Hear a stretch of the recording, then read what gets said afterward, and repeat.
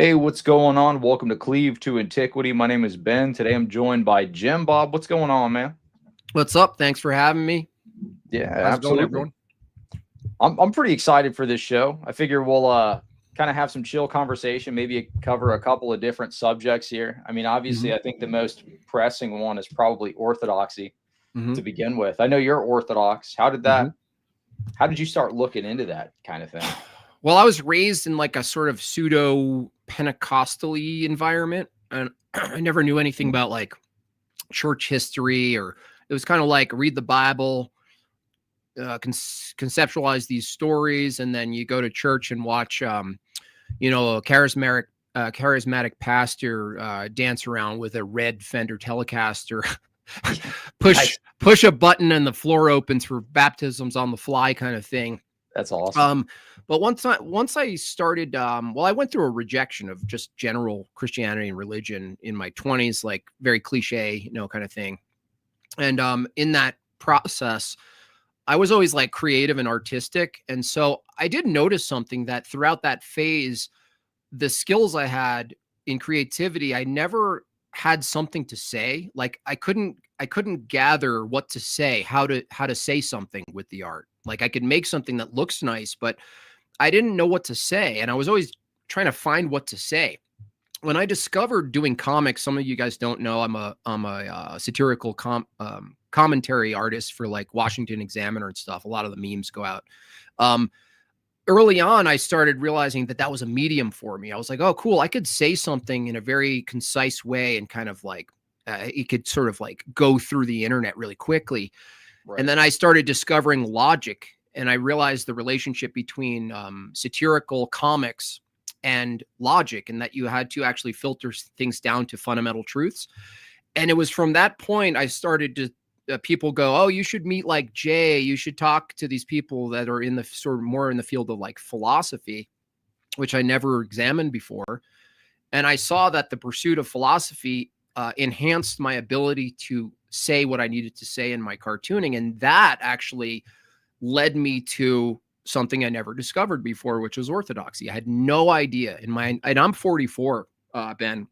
So I didn't know what Orthodoxy was in any meaningful way until I was about 41, which is like, think about that. You call yourself a Christian your whole life, you kind of understand what it is. You're like, oh yeah, these stories and prayer and worship and all this stuff. And not once did anyone in my field of view, including my family, say anything like, oh, there was an early church, even from a Catholic view, like they didn't even say that. And so that was kind of the path, Ben. It was like, once that opened up, I was like, oh, if I keep going this route, what you start to find is that things get more narrow as you move along. And that kind of makes sense, doesn't it? Yeah, absolutely. I think once you start diving into church history a bit, that usually is like the toe in the water for a lot of different people. I think for me, I started interacting with, Orthodox and Roman Catholicism when I was running a mentorship program. I've spoken about this on my show quite a bit, but we used to do this like scripture reading thing with people from around the world. We'd read like Monday through Friday, a chapter a day, and then we'd discuss or something. And they would come with their questions. They're like, hey, I've got this Roman Catholic or this Orthodox guy telling me this, like, how do I address that? I'm like, okay, maybe I just study church history a bit. And then I started getting involved in debates and things like that, which kind of was like my introduction into even dealing with these types of subjects. But that was many years ago before I had started the channel, and I had been kind of active in the debate scene on those other platforms. And then I was asked by a friend of mine, Richard Redeem Zoomer, to make a YouTube channel because nobody was doing the Protestant stuff, or at least they weren't doing it well. Right. So I made the channel, was involved in debates there, and then now I am where I am. Yeah, you're in an interesting position because a lot of your notoriety was gained from counter-Orthodoxy, counter-Catholicism, this kind of stuff. And it's interesting that sometimes that's the mechanism that draws you to it, because you're trying to like debunk stuff. Like one of the best ways to draw to something that's true is to try to debunk it, honestly. Like it makes sense that that's a way to do it. And so it's interesting. I wasn't aware of you fully in the last couple of years, only in the last year or so you were coming around and stuff to these different debates and stuff. And so it must be interesting for you. So like, do you go full on into pro orthodoxy? Do you take a different approach? Do you kind of sit with it for a while? You know what I mean? That's like I'm sure you've gotten that question before. Like, what do you do with it? Right. Because your identity before was tied to counter. So do you do pro, or do you wait? Do you just kind of hang out and be like a beacon for people? It's an interesting view. Yeah, I think kind of the game plan for the channel going forward is to do like like interviews instead of debates. So I'm having people on that are qualified Orthodox speakers typically, and we'll do like Q&A sessions or something. And then I plan on doing like a series where I'll go back through my old arguments and I'll start to pick apart myself. Cool. So it'll be like a cleave versus cleave thing, like evil. That's cleave an awesome versus idea. Good That's a great idea, dude. That's actually a really good idea. I want to do a live stream soon. There's a particularly egregious live stream that was actually, reflecting on it, was one of the reasons. It was one of like the threads that was pulled that kind of moved me in this direction. But I did a couple of live streams with Joshua Shuping, who I don't know if you're familiar with him. He's now a Lutheran pastor. He was an Orthodox priest that apostatized, became a Lutheran. And some of the arguments there were not the best. And afterwards, I'm like thinking about them. I'm like, these don't really hold up to snuff. So I kind of want to go back through and like debunk some of the things that were said in those live streams. So I might start there. But I've got a lot of shorts, man. So what I've done is I changed some of the titles. Is like free conversion objection or something, like response to come or something. But that's just kind of, I think, how I'm going to have to go forward. But I want to leave them up. That was actually the guidance I was given, was just leave them up and then respond to them. So that's what I'm doing. Yeah, that's kind of cool. It's kind of like an unintentional, like a honey trap or something, like you're bringing them to the light, a type of light, and you're going, oh, by the way, I don't actually believe this, or this is why this is wrong. But the series, I think that's worth producing, because if you're caught in between, like, you're not going to be debating pro orthodoxy, you want to sit with it, you want to learn, you want to do it all properly. That's all great. But it doesn't mean you can't go back and be like, oh, here's Cleve. Oh, look at Cleve. Like, oh, look at me then. That's very helpful, because people might be in the same exact position as the Ben you're arguing against, right? And it's very palpable. It's very accessible from that view, because you're the one who you're making fun of this time. So that changes everything, right? Yeah, I think it'll be an interesting way to go about it. The hope is that people who were convinced by those arguments can see that there are good answers to them. Yeah. Like I get emails sometimes from people that were like, I got some wild emails, man. I've been getting them every single day from either usually Protestants that watch my channel or something, and they're like, hey, I'm interested in Orthodoxy. I've watched your like announcement video or something, and I'm kind of moving in that direction. But they'll usually be like, I was really convinced by your argument here, so that's why I didn't become Orthodox. And I'm like, oh, I'm so glad God didn't turn me to dust. But it's like, for those types of people that haven't made the decision yet, I want to go back and debunk some of the older stuff, because I don't want to just have it out there and be like, oh yeah, by the way, I'm kind of going la la la la la. No, there's actually answers to all of this stuff, and so I want to kind of provide that for them a bit. Has it been pretty much even for you as far as volatile versus welcoming responses? Is it split down the middle? Is it more volatile reactions in your DMs versus positive? Yeah, well, in my DMs, it's usually pretty positive, to be honest. I think the more negative stuff was like day one, like the people that were in my Protestant apologist circles or whatever. Like we had a group chat for all the like big Prot apologist YouTube channels and stuff. And the moment I announced it, I messaged them in that chat, and I was like, hey guys, just so you know, this is the direction I'm going in. I'm going to announce it, later on, but I wanted to give you guys a heads up first. Immediately, Redeemed Zoomer blasts it publicly, like just leaks it, and he's like, oh, it's over, like like everybody go attack Cleve or whatever. I'm like, okay. So I text Father Peter Hears. I'm like, all right, put the premiere up, earlier. So we can go ahead and get it out there because it was leaked already. So yeah, well, you can always tell Richard that you were just determined to pursue orthodoxy from his view. So I mean, that works out. Right. Yeah, absolutely. I mean, yeah, it's funny. I think with him, you know, I don't know. I pray for those guys. That's all I can do. Absolutely. But yeah, I think that was probably like the start of that. But I got like in the like the social media space, it was weird. I received like attacks from every direction. It was like the Protestants started to team up with the Catholics. Yeah, you know, I never saw that before. There's like, okay, now they're tag teaming. They're like, oh, we're doing response videos. Like, what's the meme where they're united? The handshake united. Yeah. Meme. Yeah, exactly. And you see it even still today. There was what was it? That Kevin guy was teaming up with my buddy Gavin to tackle icon veneration against the Orthodox, trying to frame it like Kevin's view is like the Catholic view. What he doesn't even realize though, and I'm like holding myself back. I'm like, don't debate. Yeah.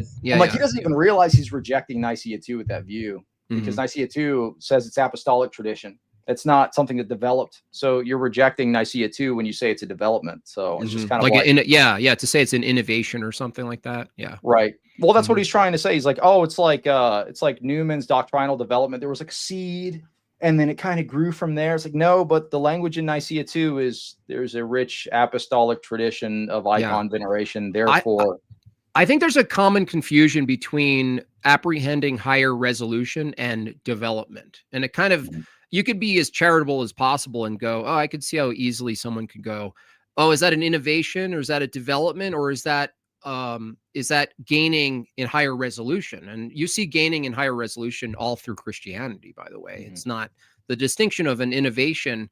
You would need a holy tradition as the arbiter, right? Like, so that's the kind of funny thing is people stand outside of holy tradition and say that's an innovation, and you're like, where are you standing right now? And how do we determine if that's an innovation where you are right now? And so I see that's why I kind of like even don't debate as much. I try to just guide people into the building, honestly, because not to trigger people listening, the building, but try to get them in the doors, because I don't know if something you notice, Ben, in your pursuit is that there is a distinction that's noticeable between you participating, you being in the experience of divine liturgy, and all of this other propositional stuff that we do online as ortho bros that, oh, let's get into it. Let's get in the nitty gritty. Let's get into Christology. Let's get into the councils. And you do a good job at that. In fact, you're better equipped and a better versed in history than I am. But you start to see the limitations of that when you start to attend liturgy. You're like, oh, there's a whole other world to Christianity entirely that's completely, I wouldn't say it's absent propositions, but it's not reduced to propositions. Right. Yeah, there is an experiential piece to it. Absolutely. I was talking to yesterday, there's like a men's fellowship thing in my church, and I was talking to one of the older like cradle Orthodox guys. And he was saying, like, because we were talking about I don't remember what theological concept we were discussing, but we were going back and forth about ecumenical councils and stuff like that. And then kind of the older cradle guy was like, yeah, but there's a piece that you don't get until you live the life of the church. And he looked at me and he's like, you might disagree with this though. I'm like, no, absolutely. I agree with you. There's an experiential aspect. You have to have your noose opened. You know what I mean? Like, you can have head knowledge and it could be dead. I mean, that's what I had as a Protestant. I had lots of head knowledge, but it was dead knowledge. I had to have some sort of contact with grace for that to be kind of opened up a little bit. And then that little crack in the door is, okay, let me in now. You know what I mean? Yeah. And you can't really, it's interesting because you can't like fully explain it to people because it's experiential and, and then it drives you toward mystery, and people in the debate world hate that. They stay away from, they're like, mystery. Oh, boo. I need premise 1, premise 2, conclusion. Give it to me. Right. Like, dude, it doesn't happen to you. You're not a subject it's not getting done to you. You know what I mean? And so once you realize that, it kind of opens you up. And in fact, it made me much softer, not on certain topics, but as far as like the zealot, I was I did the convert zealot thing, and and it still comes up, pride comes up and stuff. But being a practicing Orthodox Christian has really kind of softened my angle of this, like how I approach things. So it's like, I don't feel like there's, like that sense of like intense manic urgency, to topple things and then get right and make people wrong and like all of that. I'm realizing there's a lot of different ways to bring people in. And if my job ultimately is to bring people into Orthodoxy, then I guess it's my job to find the most effective way to do that, given my gifts. And maybe sometimes the most effective way for me personally isn't blood sport debate style, Right. Maybe not. I mean, I think you're pretty good at debating, though. I saw. Oh, thanks. What was that debate you did not that long ago where they were like, was George Floyd an ape? That's the best. Yeah. Shout out to someone gave me that in my Discord. Hilarious. They're like, this is the best rhetoric. It's so good. I try to use it every evolution debate, especially because why not just bite the bullet, guys? Yeah. Yeah, was he an ape? The guy said yes in that one debate. Like, he just says it. Absolutely. Yeah. I'm trying to gain a big folder, basically a word bank where people are saying it so I could use it in my Stream Deck asset. That'd be like, can you just say it? Can you just say it? And he's like, yeah, I can say it. Yeah, who's an ape? Yeah. It's hilarious, man. That reminds me of the pink elephant argument. That I'd use quite often when the Vatican II debates were popping off. Do you remember that? It was like recently V2 stuff in the last year. Oh yeah. So I think I said that. I sent something. I was like, that was a fun argument. Can you remind me what it was though? Yeah, so I was talking to Sam Shimon. I've used it a couple of times. I used it in my Trent Doherty debate too. But it's like if it's the same referent, right? So what are like the criteria for it being the same, the same God? Be like, oh, the God of Abraham, creator of the universe, et cetera, et cetera. I'm like, okay, all of those things except for it's a pink elephant with a unicorn horn. Is that the same God you have? Right. Oh yeah, it is. Someone said it. Trent Doherty said it. I mean, so many people. It was ridiculous. It just kept working over and over. That's a really good one because it's so hyperbolic but still valid. People using all sorts of like more like sort of like common things. Like there's the doctor one where it's like, I have the truest, best doctor in New York City. And you're like, so do I. And you're like, how do we determine if it's the same doctor? The only answer to that question is who the doctor is. But what the doctor is doesn't follow that you're talking about the same who. That's why it's impossible to say Muslims worship the same God as the triune Godhead, the Abrahamic God, because it comes down to who. This reveals something interesting, is that there's a collapse of what something is versus who.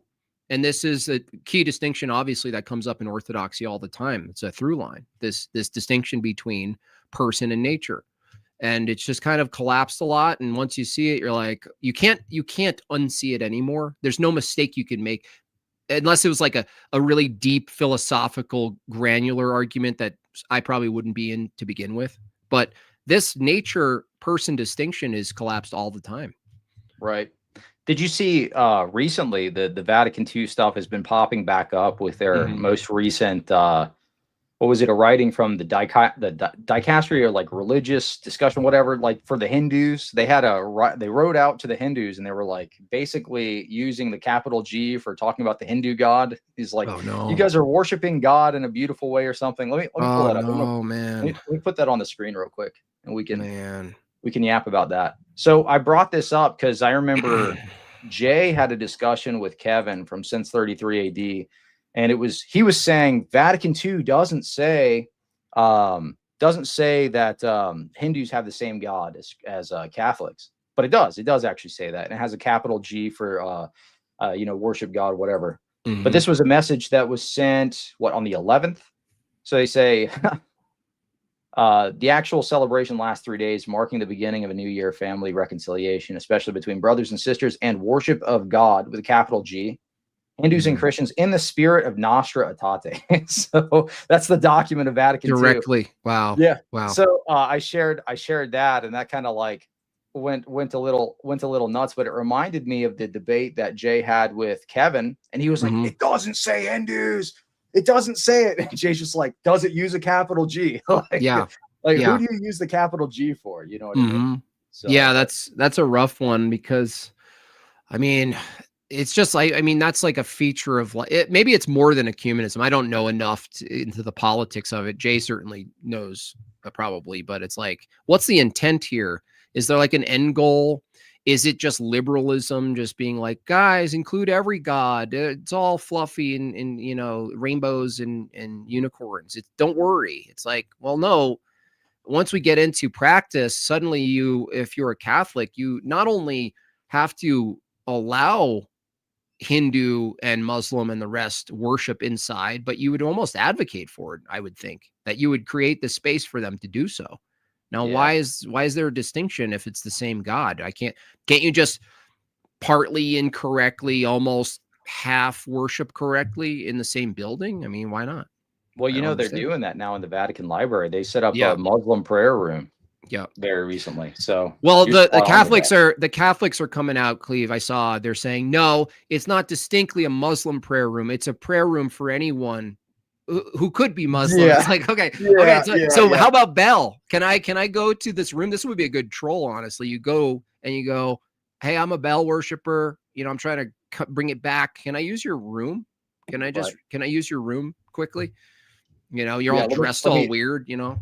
Yeah, where the creepy like Yeah, evil, like the head evil, thing. Yeah, totally. big like yeah. Can I use your room on top of your head? Yeah, it's like Starbucks. It's like anybody can use the bathroom. It's like, okay, there's a prayer room. It's a public prayer room for anything. Go ahead. But they say this, but they have the Muslim prayer rug on the floor. So yeah, like it's clear. Who is it intended for? Is it you know Smurf worshippers? No, it's it's for Muslims that are doing research in the Vatican Library. That's what it's for. Now I wonder. Now, obviously, the history of Islam and getting a little bit more specific about their theology and what they're obligated and determined to do in the world. I wonder if these people who are pushing this think that having the prayer room and reaching out through this V2 mechanics, if you will, do they think that's a conversion? Do they think that's a conversion path, or is it not necessary? I wonder that, like, is their thought process, well, if we get them into the location and give them a prayer room, maybe they'll pray and they'll come to the truth of the fullness of God. That's the best cope I could think of long term that they could try to rationalize. I don't know another way you could try to do it. Yeah, I think it's. I mean, I've got my own ideas I could share, but that might get into kind of like schizo rant territory. Yeah, no problem. Well, as long as you have a hat on, it covers you. You just wear the. There you go. I'll come on. I'll have to get a prop that's like a tinfoil hat. You know what I mean? Or do you have a Stream Deck? I used to do this. I'll probably bring it back, but get some license-free sort of truther music, Ben. And when you go into a rant, it's sort of like a disclaimer that's built in, where you just play the music and it's like do do do do do. And and you're telling the audience, don't listen to me, kind of. You know what I mean? That would be cool. I gotta figure out how to do like all the stream effects and stuff like you do on your stream. Those things are awesome. Yeah, it's just Stream Deck. You could use it on your computer. You don't need the hard piece, the hardware piece. You can do it all on touchscreen on your computer. But just to look up like Stream Deck assets, sound. What do you call it? A soundboard? Soundboards work pretty good. Adds a lot of value, by the way. It out. Yeah. Blue Skittle says, can't wait for Vatican III, where atheists worship the same God as them. But you know what's crazy? You know what's crazy about that comment, dude? That was something Trent Doherty said in one of his debates. He said, even atheists worship God in some sense. What are you talking about, man? Like, even atheists worship God in some sense. I wish I had that clip saved. You sent that guy into another world. You know what I mean? That clip, dude, is not. I think it's going to be revisited too, unfortunately for him. I think the resurfacing of that interaction when he lost it during that debate is going to come back up a lot of times. Yeah, because it was a perfect example of what the problem was and how you react to the problem. It was perfectly done. Yeah, it was crazy, dude. Okay, what do I do? Yeah, you're like, what? I just asked the question, like, why are you teaming up? He's like, whatever. What is he? He was like defending the gay dude, right? Yeah. Well, yeah. I mean, they were. It was a Vatican II debate about do Muslims have the same God as Christians, right? So he's defending Vatican II, and he's got Danny with the tag under his. He changed his name to bisexual atheist in the middle of the debate. Right. So I'm like, this is the fruit of Yep. radical ecumenism. You know, you literally are teaming up with a bisexual atheist to defend your theology. And he's like, oh, you know, and he starts cursing at me. He's like, you're not a Christian, F you. He I'm lost like, it. Okay. He lost it. Yeah. Yeah, it was crazy. But I mean, I don't know. Something had to have been going on in the background. That is not a normal reaction to that benign of a question. You know what I mean? No, you could speculate. You just have to, you know, in the end, you just pray that people come to, because, you know, once you admit you're the chief sinner and you have access to the hospital, like, you could actually manage, because it's always you first, you know, among everyone else. And then, but when you look out in the world and you're like, oh man, I almost feel bad because he doesn't have access to it, or you have to defend whatever it is. Like, if we start defending our sins, we're already like moving quite exponentially away from the path, because that's the first thing. Now, we could only speculate that that's happening, but it's a reasonable inductive position within the Christian paradigm that, like, you know, there's a lot of protection and defense of sin, different types of sin. Yeah. Yeah. I mean, I can kind of get that, especially from the perspective of Roman Catholics having to defend their worldview. I think with him, it's a little bit of a different situation, because I don't know, you might see this. I don't know if you've ever debated guys that are really into linguistics. Usually those guys are like the most wild heretics you can even meet, because they'll equivocate on words, and they'll change the way like words. Oh, actually it means it like this way, and then they kind of get off into la la land over here. So when you ask them, like, you know, who worships the same God, they'll come up with statements like, I have the clip here. I'll play it real quick. It was I asked him, I was like, so what's the limit? You know, because he said in several debates, he said, Muslims have the same God, Hindus have the same God, Zoroastrians have the same God. He said atheists at some point. I forget what else he said, but I said, where's the line of delineation? He says, there isn't one. It's just like endless. Like, everybody's kind of got the same God. But I think that's typical of guys that are focused on linguistics, because you're just equivocating over terms and words. Yeah. And then you can see actually here his name changed, Danny, bisexual atheist. Yeah, that's like taunting. Actually, respect to Danny. He handled it pretty well. Like, he handled it like a champ, professional. Yeah. Yeah. Let's see. But if they're aware of Jesus and they reject them, right? Let's say Zoroastrians. You said Zoroastrians worship the same God. You said it's possible in some sense. Right. Muslims worship the same God. Where's the line? What's the line of delineation? There isn't one. But bro, I don't even know if he knows what the entailment of what he's about to. He just like that easily. You're probably like, wait, what? That was too easy of a serve. Yeah, that was was trying to respond. Yeah. Well, I felt like the whole debate was full of stuff like that. He was just kind of like granting everything. I felt like I was debating somebody who's floating in outer space or something. Yeah. Yeah. You're like, no resistance. Like, you served something on the tennis match and he like literally went like this. You're like, wait, what? You're not going to hit back? Nope. No delineation between any of the gods.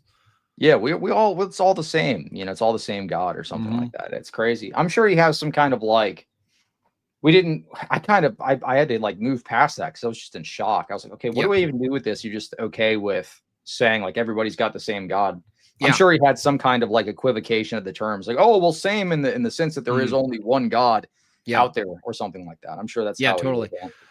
Hey, I got back to thinking of your idea of critiquing yourself, and I was wondering, in the spirit of like sort of like overly exaggerated pwned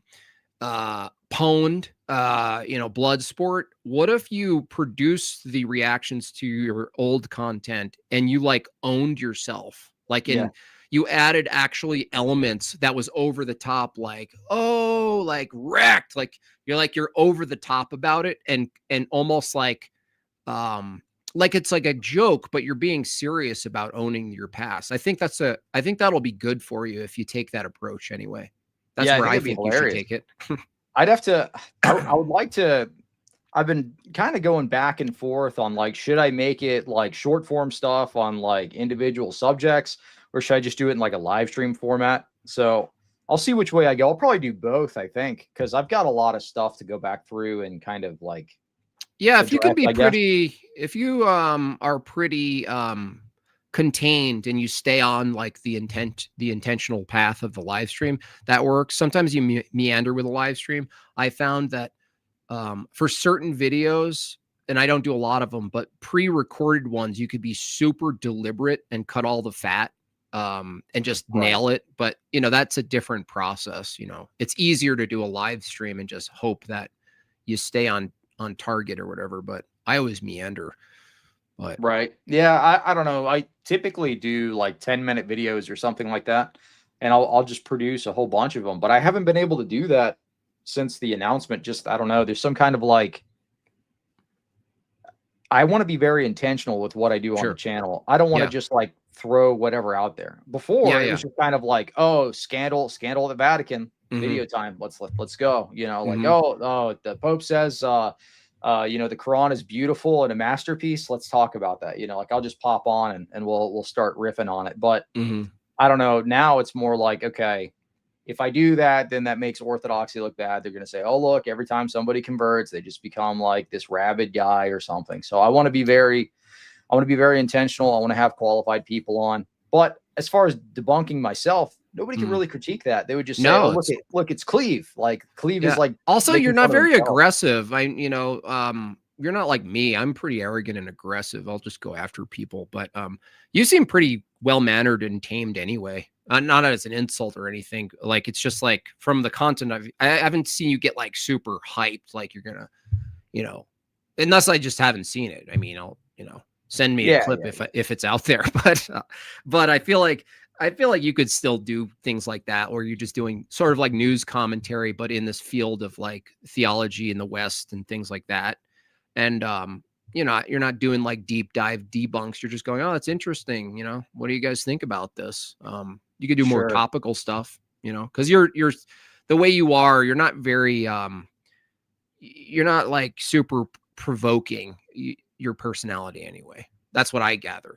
I'll take that as a compliment. No, it is a compliment. It's the opposite, but really, yeah. I get that a lot. People are like, oh, he's abrasive. I feel like I'm always very respectful. You know what I mean? Yeah. I try to be respectful, but I'll say things that, like cutting things. I'll say things that I know is going to maybe get a reaction sometimes in debates. Oh, okay. Yeah, that's. But I'll say it in a nice way. You know what I mean? It's kind of like, I mean, case in point with the Trent Doherty thing. You know, I kind of figured some sort of, you know, something was going to budge when I point that out. I didn't expect it to explode like that though. But that was wild. Yeah, I'm trying to be nicer and still provoke a little bit, because honestly, showing the reaction to the cognitive dissonance, it's not for the person you're talking to, it's for the audience to go, oh wow, that's not a good response. Like that's a red flag. And so there is some element of provocateurship, if that's a word that's useful. I'm just trying to be a little bit less rabid about it, because I have a short fuse. Maybe it's my Italian heritage, but like today I just debated like the Evo proponent. I was just like amazed. I'm just amazed at the things people say that they think is defensive of their position, whether it's theology or these other kinds of claims. It's just, to me, it's just wild. Yeah. Did you get him to admit that George Floyd was an ape? No, he only admitted it indirectly and said, everyone's an ape, Jim Bob. And I'm like, why can't you just say it? Yeah. Why can't you are you scared? You know, why can't you just say it? That's hilarious, man. I love that. What other like little corners do you do like that? Because that's gold, man. Oh, like rhetorically? Well, that's my favorite one. I like to say like, the banana thing, which is kind of cliche at this point, but they still have to affirm that their great ancestor is a fish or this or that. Within evolution, that's something that's funny. We talked about V2. I think your elephant rhetoric is actually better. I'll use something like more demonic and be like, if I worship Baal or something like this, or some false god, is it possible that I'm just incorrectly worshiping Christ? Like, and I just don't know it. And like you said, drawing out the what's the delineation? What's the criterion for delineating it? If there is none, it could be the case that if I sacrifice an animal or a baby or something like that, something brutal in the woods, and I'm wearing a weird gown and candles and stuff, it could be the case from that view that I'm just incorrectly worshiping, God, right? I'm just doing it wrong, Right. So, I mean, I usually go to hyperbole, and people go, that's a ridiculous example. And you go, no, it's actually not ridiculous. It's actually consistent. I was debating Jacob Hansen. He's like one of the louder LDS, Right.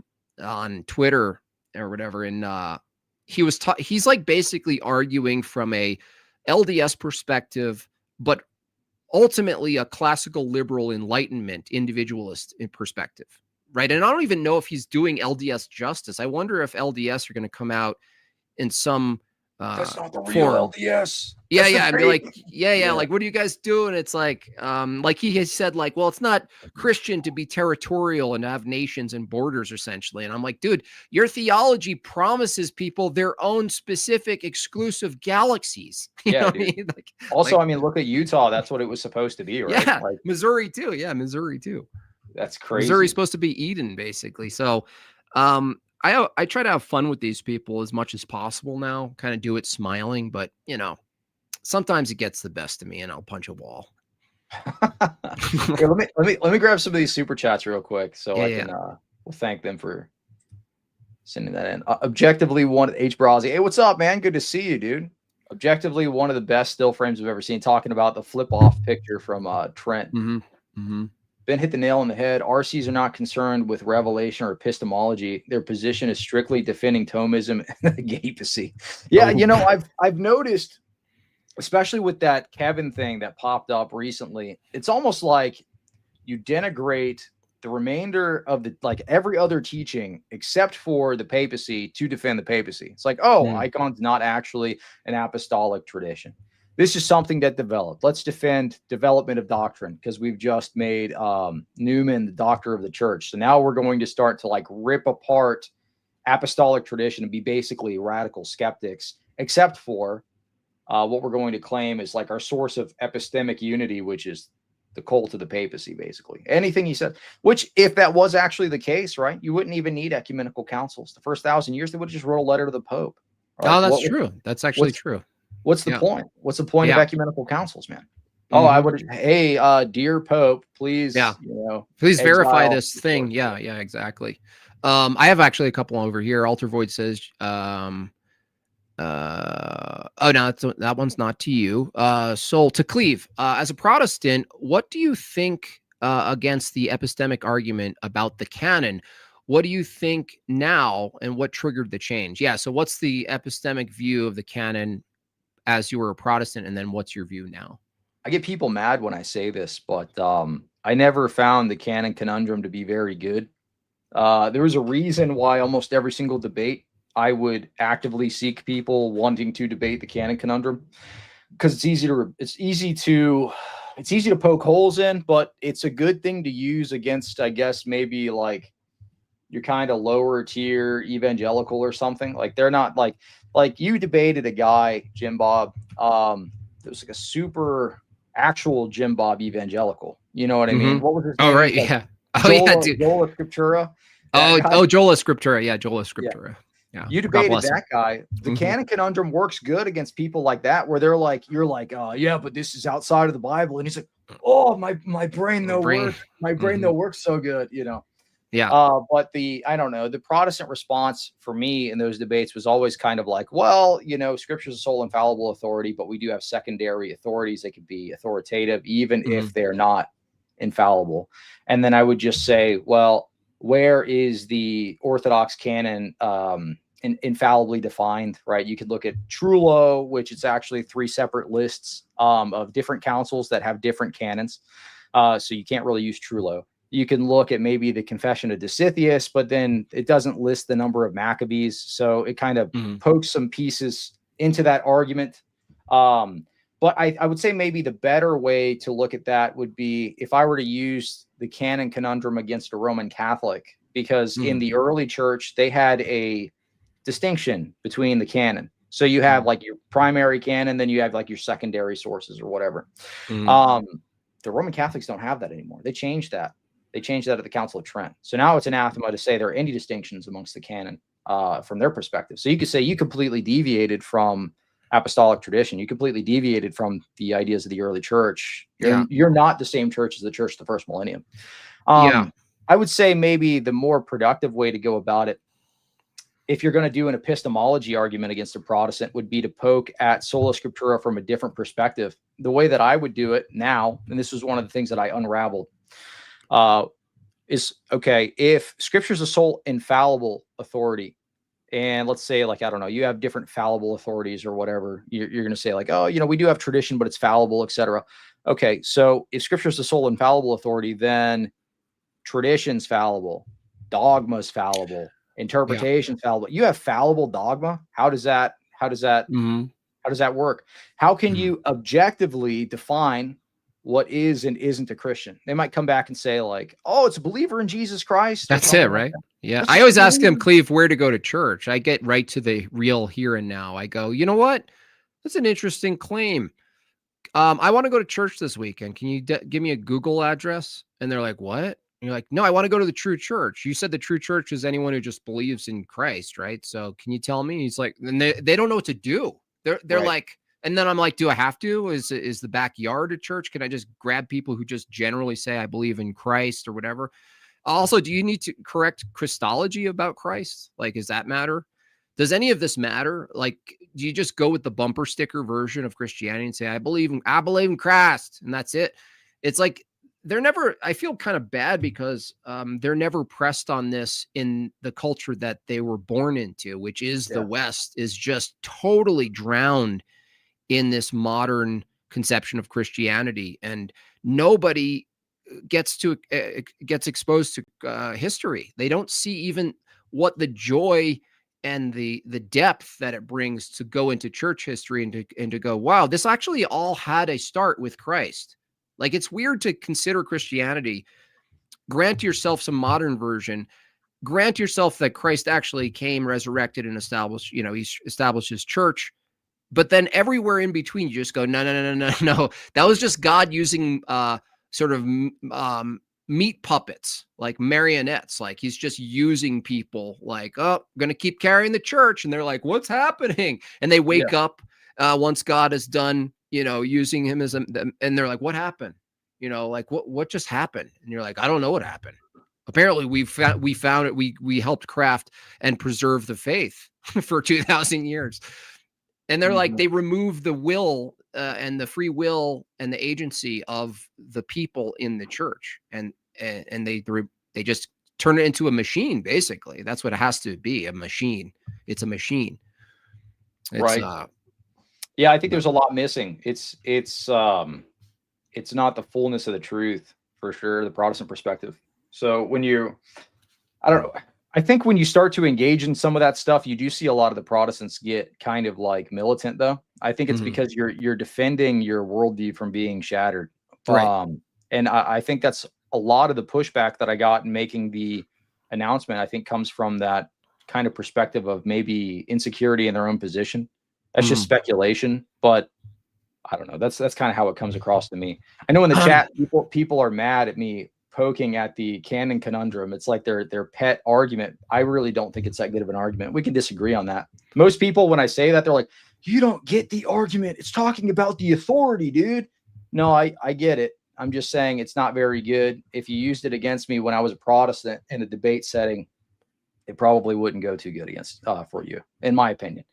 You can use it on evangelicals. It's like, I don't know. It's like a good way to open up the question of how do you know what's in the Bible? But anybody that's like, I don't know, if you're not like the lowest low church evangelical that doesn't have any tradition whatsoever, you could just answer it by saying, okay, well, let's look at the Council of Rome, right?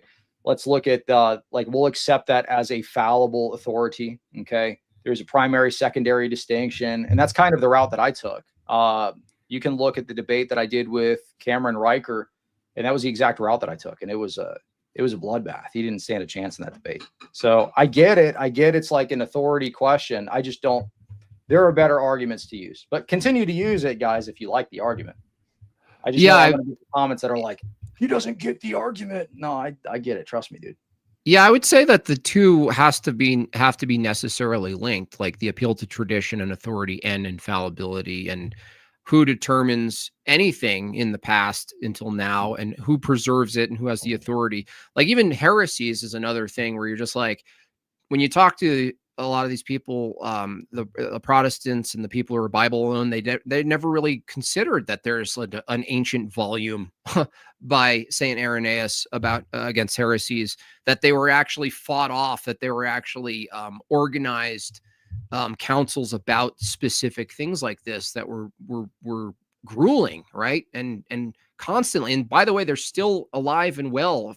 I wouldn't say maybe well, but they're definitely never stop popping up, the same heresies over and over again. And you go, well, a modern person who's a Bible alone person who's just kind of like bought the Bible and is like, I'm going to get into this. Like Chad Wright. You ever see Chad Wright? He's like that Southern guy.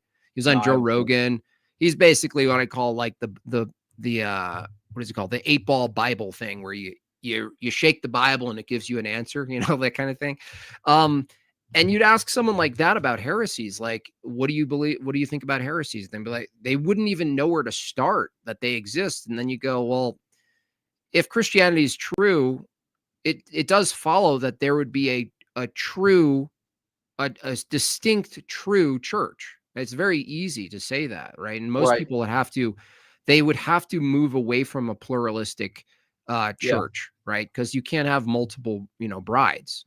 We're not polygamists with our church. And so this gets them really uncomfortable, and it does push back to what Chase was saying here about tradition and authority and infallibility, because you can't really say that there's a true church and a true bride unless there's a history of the true church and a true bride. But once you say the word history, they are done. They're gone from the conversation, unfortunately. Yes, they're toast in their argument, but they're gone. You actually look at them and they're gone. They're actually gone. They're like, oh, I'm ejecting from this. And it's like kind of sad to see, because you can wreck them, the whole like, I'm going to wreck you. But sometimes with these people, it's not effective to wreck them. You have to do a long process of sometimes getting to know them, over time. It could take like years for some people to get out of this kind of thing. So. Right. Yeah, I think that's one of the more powerful arguments. If you were to look at, I said this on the Freewood stream, I said this on, I think I said this with Father Deacon Ananias, but one of the things that really convinced me was some people are put off by the anathemas. I think they're probably one of the strongest arguments for orthodoxy. The fact that the early church believed the ecumenical councils were divinely inspired, and they set the borders of the church with those anathemas. There was one church. They didn't believe branch theory. So you could ask, like, I don't know, there were Anglican guys that were like, we hold to ecumenical councils in some sense. Okay, but you don't hold it in the same way they did in the first millennium. You're picking and choosing. You're saying, I'm giving the facade like I hold to these councils. I don't really actually, because you believe in branch theory. You think non-Chalcedonians are fine. You think, everybody else is fine. No big deal. None of the anathemas actually apply or anything like that. Orthodoxy is really the only church, the one true church, that actually holds to these ecumenical councils in the way that they were held in the first millennium. Right. Even the Roman Catholics deviate from it. You know what I mean? Yeah. Like I always think about a time machine element where you just transport someone back, and regardless of which particular position that would be incorrect, they would be foreign. They would be seen as foreign in what they're saying and doing if you transported them back. So whether it was like a soft stance on the councils, transport them back. Do they agree with you? No. Bible alone, right? Go back before the canon. Bible alone, right? Scripture alone or whatever. You alone with your scriptures, would you even fit in at that time? No. Yeah. But some reason they think in their head that there's like this, it's almost like this arbitrary position where the church is in blackout mode. And when it comes back, it's like this weird apparition that shows itself and then it goes away. And then you're praying for it to show up again. Like, please show up again. Like the Mormons, not that they have a leg to stand on to say they're Christian at all. But they really do hold this position that like the church goes blackout even before the canon, but then they appeal to scripture to form their Mormon beliefs. But they also say that scripture is completely could be erroneous, and it's compiled by people that they believe are, in their view, anathema, in their view, apostates. Right. You know, so it's like, you know, obviously LDS is even out of the equation. There's a reason it's hardly or if never argued. If you're saying, let's have a debate about Christianity, it's going to be heterodox and Orthodoxy and Catholicism. And there's a reason that they're never the fourth chair in a Christian debate, the LDS, because that's so far removed. It's insane. Yeah, you've been doing a lot of those debates, huh? With the Mormons. It's one of my favorite. Yeah. I can't stand it, man. Like, I don't know. That's not for me. I have to have somebody with at least some sort of commonality. That's like a fan fiction from Mars kind of deal. That's what's fun about it for me, where it's like their metaphysics and their everything about it, their soteriology, it's so mangled and insane that I'm almost fascinated. Like, it's like a fascination. Like, yeah, it's like going to like a one of those pet expos and you see something that you can't believe exists. You're like, what is this?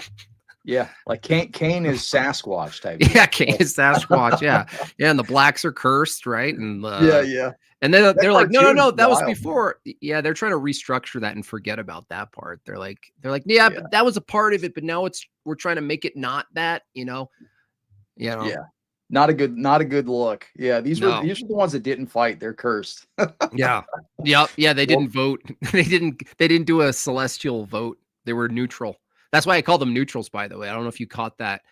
I call blacks neutrals now because of that's hilarious. Because they're neutral. They were neutral on the subject of who should rule Earth. Christ, from their view, and or his twin brother or whatever, the devil. His twin brother. They're just in a brotherly spat, Ben. That's all.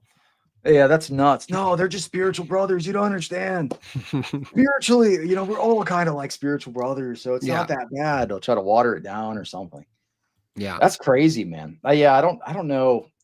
I think I would just go insane if I had to debate Mormons all the time. But God bless you for doing it. It seems like more seasonal. people are doing it nowadays, though.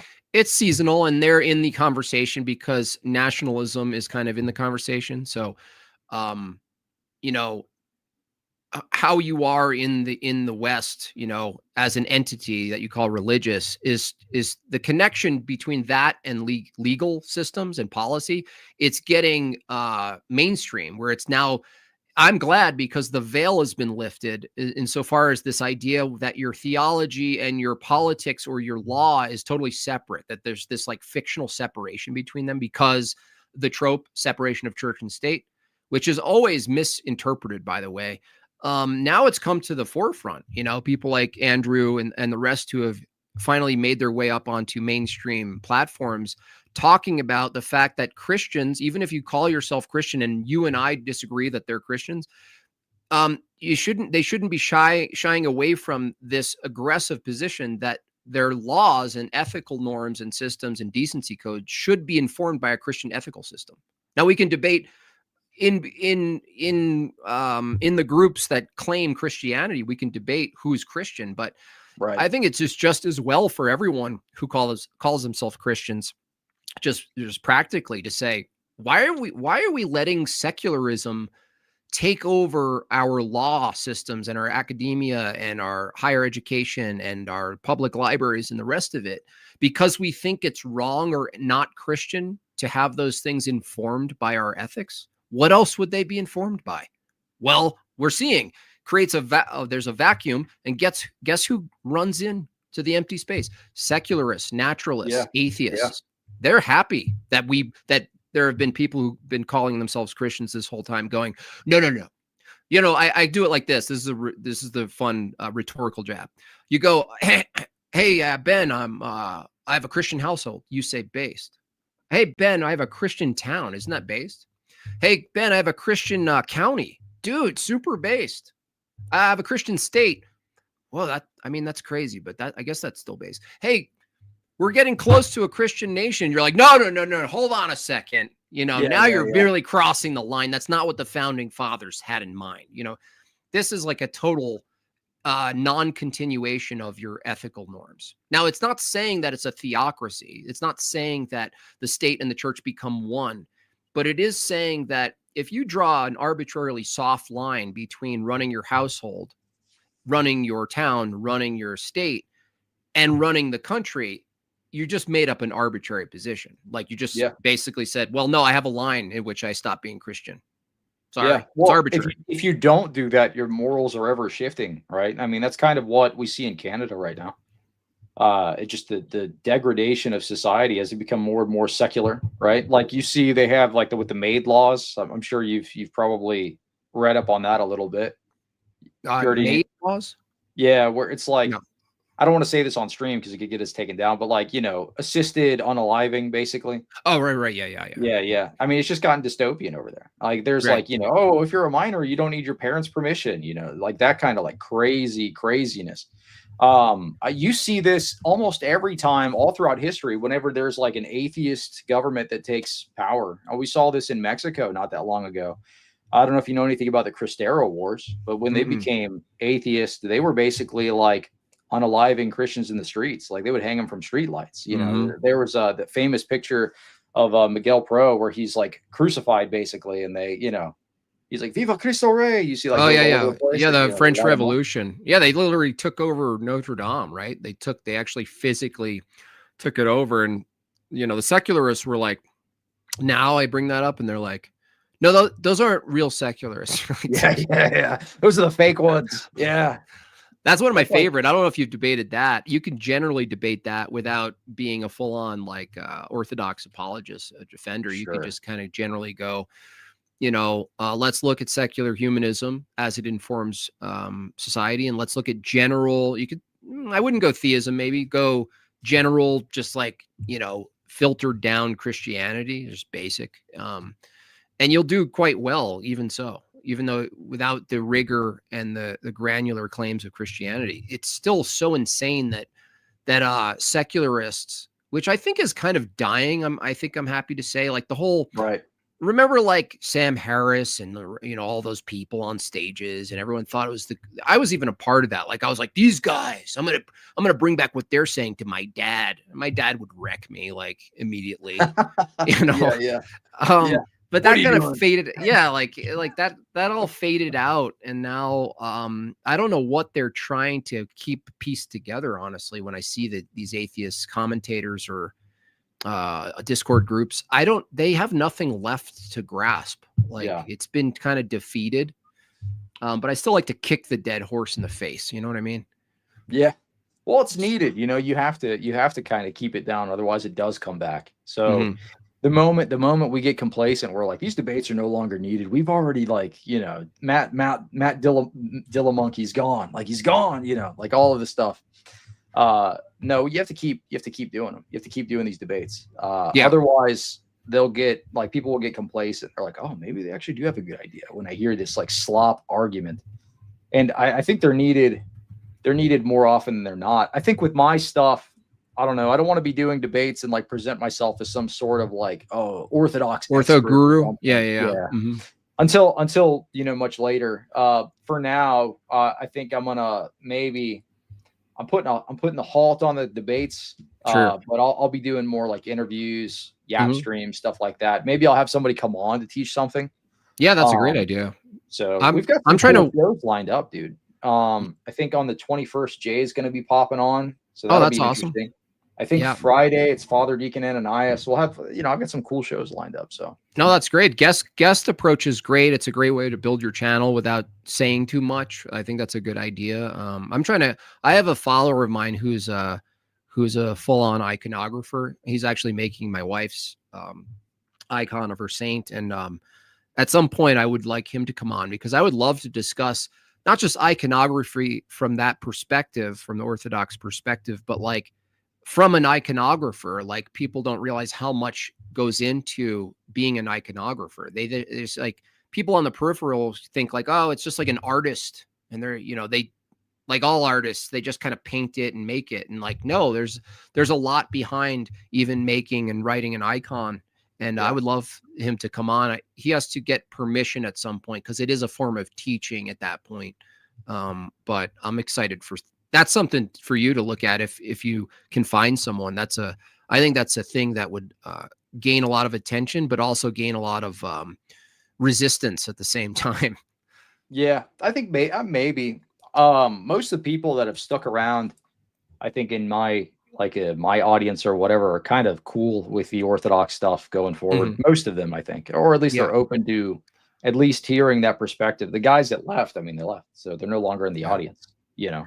Yeah. But it'll be cool. Yeah, I'm gonna do some streams on iconography. I have a stream coming up with somebody who's published on like a response to PSA, which is like we get like every time I do a Q&A stream where I have like one of the priests on or something and they're like answering questions, I get the PSA question all the time. So I think that would be a cool one, you know, to bring on. They published a book called what is it? It's like the two paths or something. It's like the West and the view of PSA. So that'll be interesting.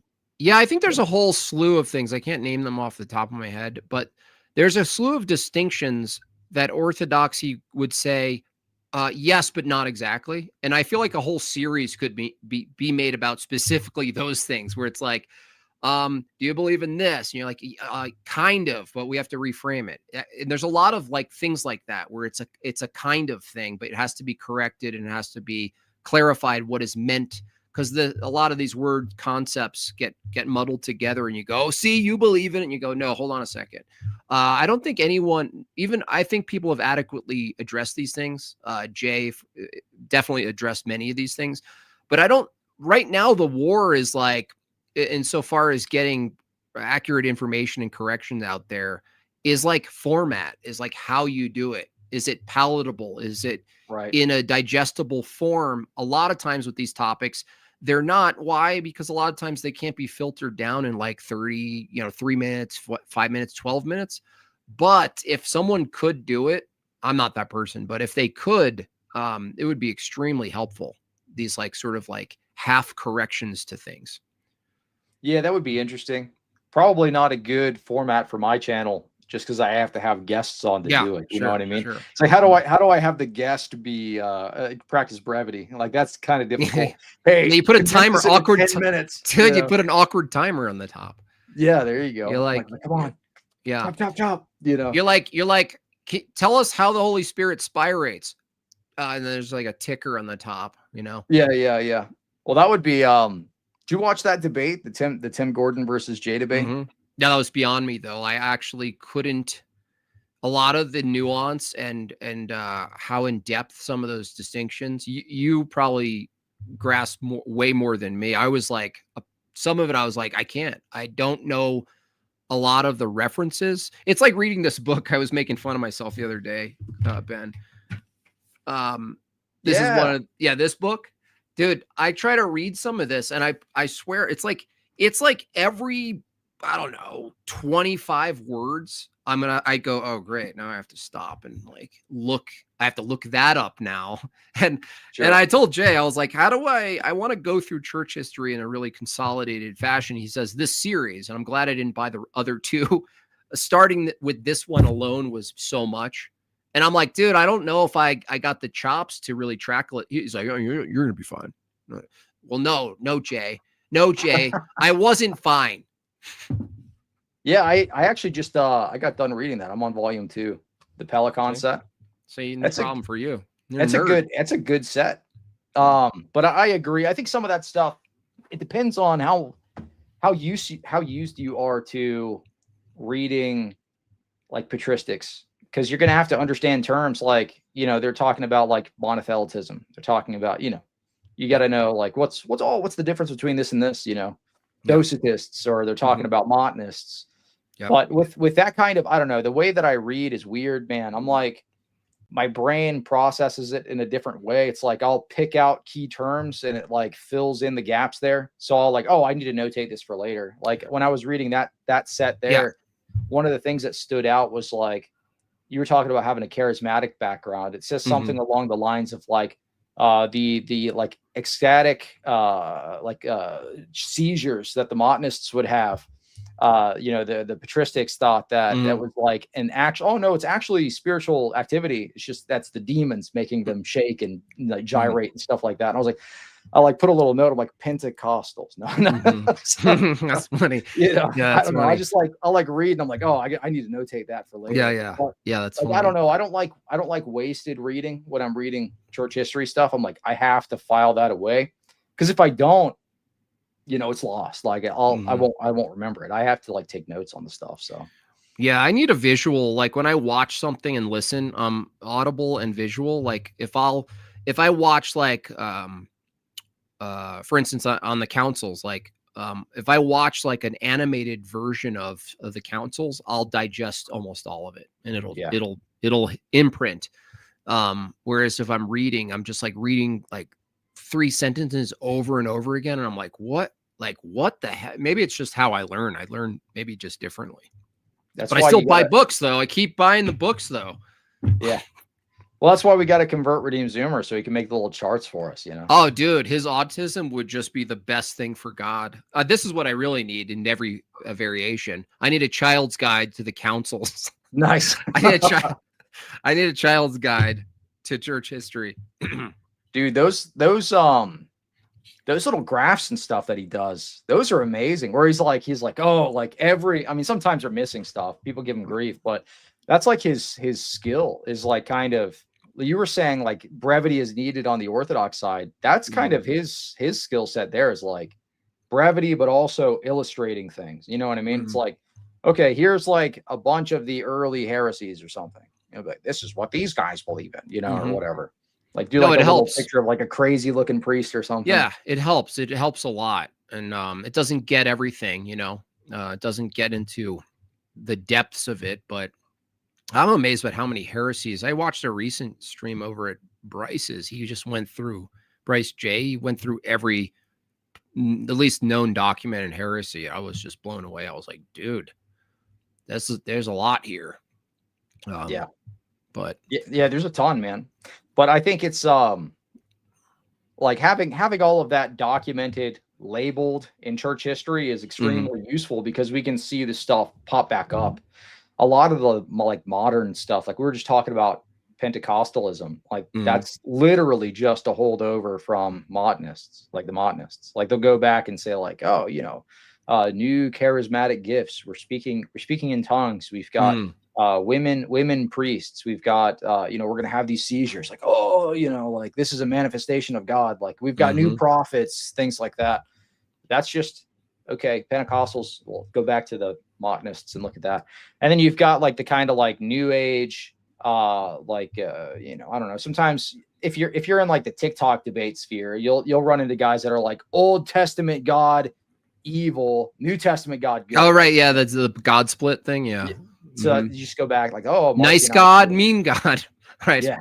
It's all old heresies just being brought back up like in modernity. And one thing that I noticed kind of like, I don't want to use that term. I'll use a different term. I was going to say deconstructing my Protestantism. I'm deconstructing. Yeah. Deconstruction zone. Yeah. Yeah. That's what I think of. I think of that guy as like little lispy. Dude, that's the worst, man. Like, guys, don't you understand? Christianity's bad. He's like, your God is mean. Your guy's a big meanie pants. Yeah. So you're gonna say slavery is okay? Why is it not okay? By the way, I could just take that approach or not. I don't care. You tell me why it's wrong.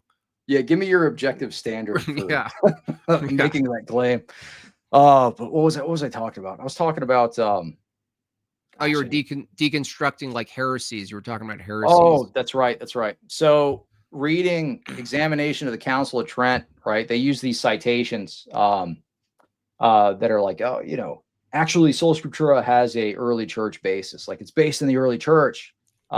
This is a quote by John Chrysostom or something, and they'll present this quote, and it's like, oh, this is like the best patristic citation for Sola Scriptura. It's like when the abomination that causes desolation appears, like you won't be able to tell where the church is. You have to cleave to the Scriptures alone. Yeah. Like, this is the best quote. Yeah. It's not actually by John Chrysostom, though. That's the problem. They thought it was. It's actually just an angry Arian guy that was mad he got kicked out of the church. So he's writing under the name of Chrysostom trying to trick people. And this is found out later. Wow. So it's like, dude, you're using this as a proof text for basically abandoning tradition and moving to a sola scriptura model, and you're using fake quotes. Yeah. And the person who wrote the quote, his intention for writing it is to defend his Arian heresy. So I don't know, just kind of weird. Like you start to notice that kind of stuff. Like there's a bunch of the pseudo quotes that were used by the reformers end up being fake later on. So it's like, well, if all these heretics had the same arguments you hear from Protestants a lot, maybe that's not such a good way to think about these things.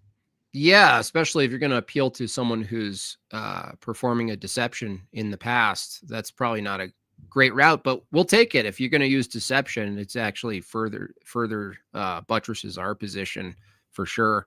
I see a lot of what they call Barians, right? There's a guy who's like does a live stream that sometimes I'll just kind of hang out in the chat just to see what he's going to say. But he basically has a whole channel of like, well, the Barians were the ones who established that you could just run with the Bible alone and you don't need anything else. And, they just run with that term, I'm a Barian or whatever. And, but once you question them about that instance where they're reflecting on scripture and they need to comport it with the teachings, which are traditions of Paul and the rest, is like, it's contradictory. They just have to, they're basically going back and saying like, see, it says, look to scripture. And you're like, yeah, further, but look to scripture to compare it to what? Right. Yeah. What are you comparing it to? And they're like, well, we don't want to talk about that part, Yeah. Yeah. I think, what was the channel's name? Was it Kelly Powers? Was it Berean Perspective? Is that the guy? Yes. Yeah. Him. Yep. Yeah. That guy. I've got quite a history with Kelly. I bet you do. I bet you do. I didn't know that, but I'm not surprised.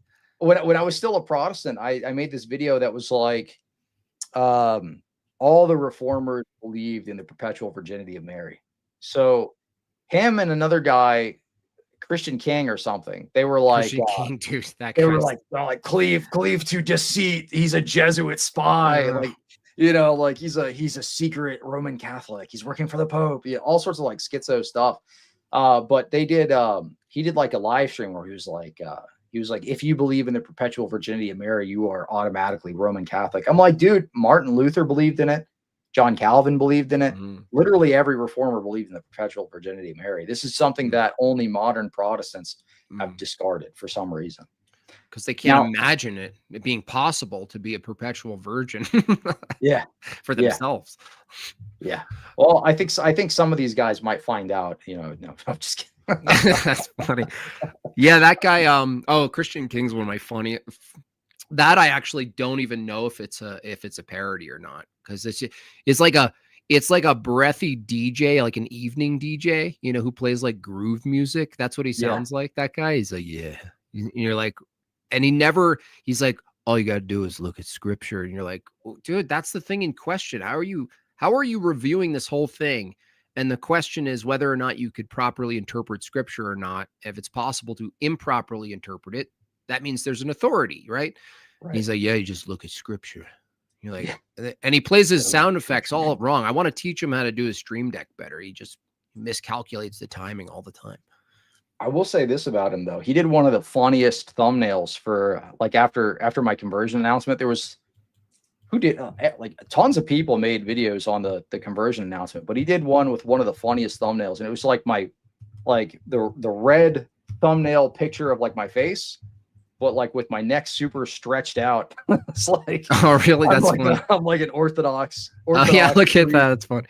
Yeah, that's hilarious, man.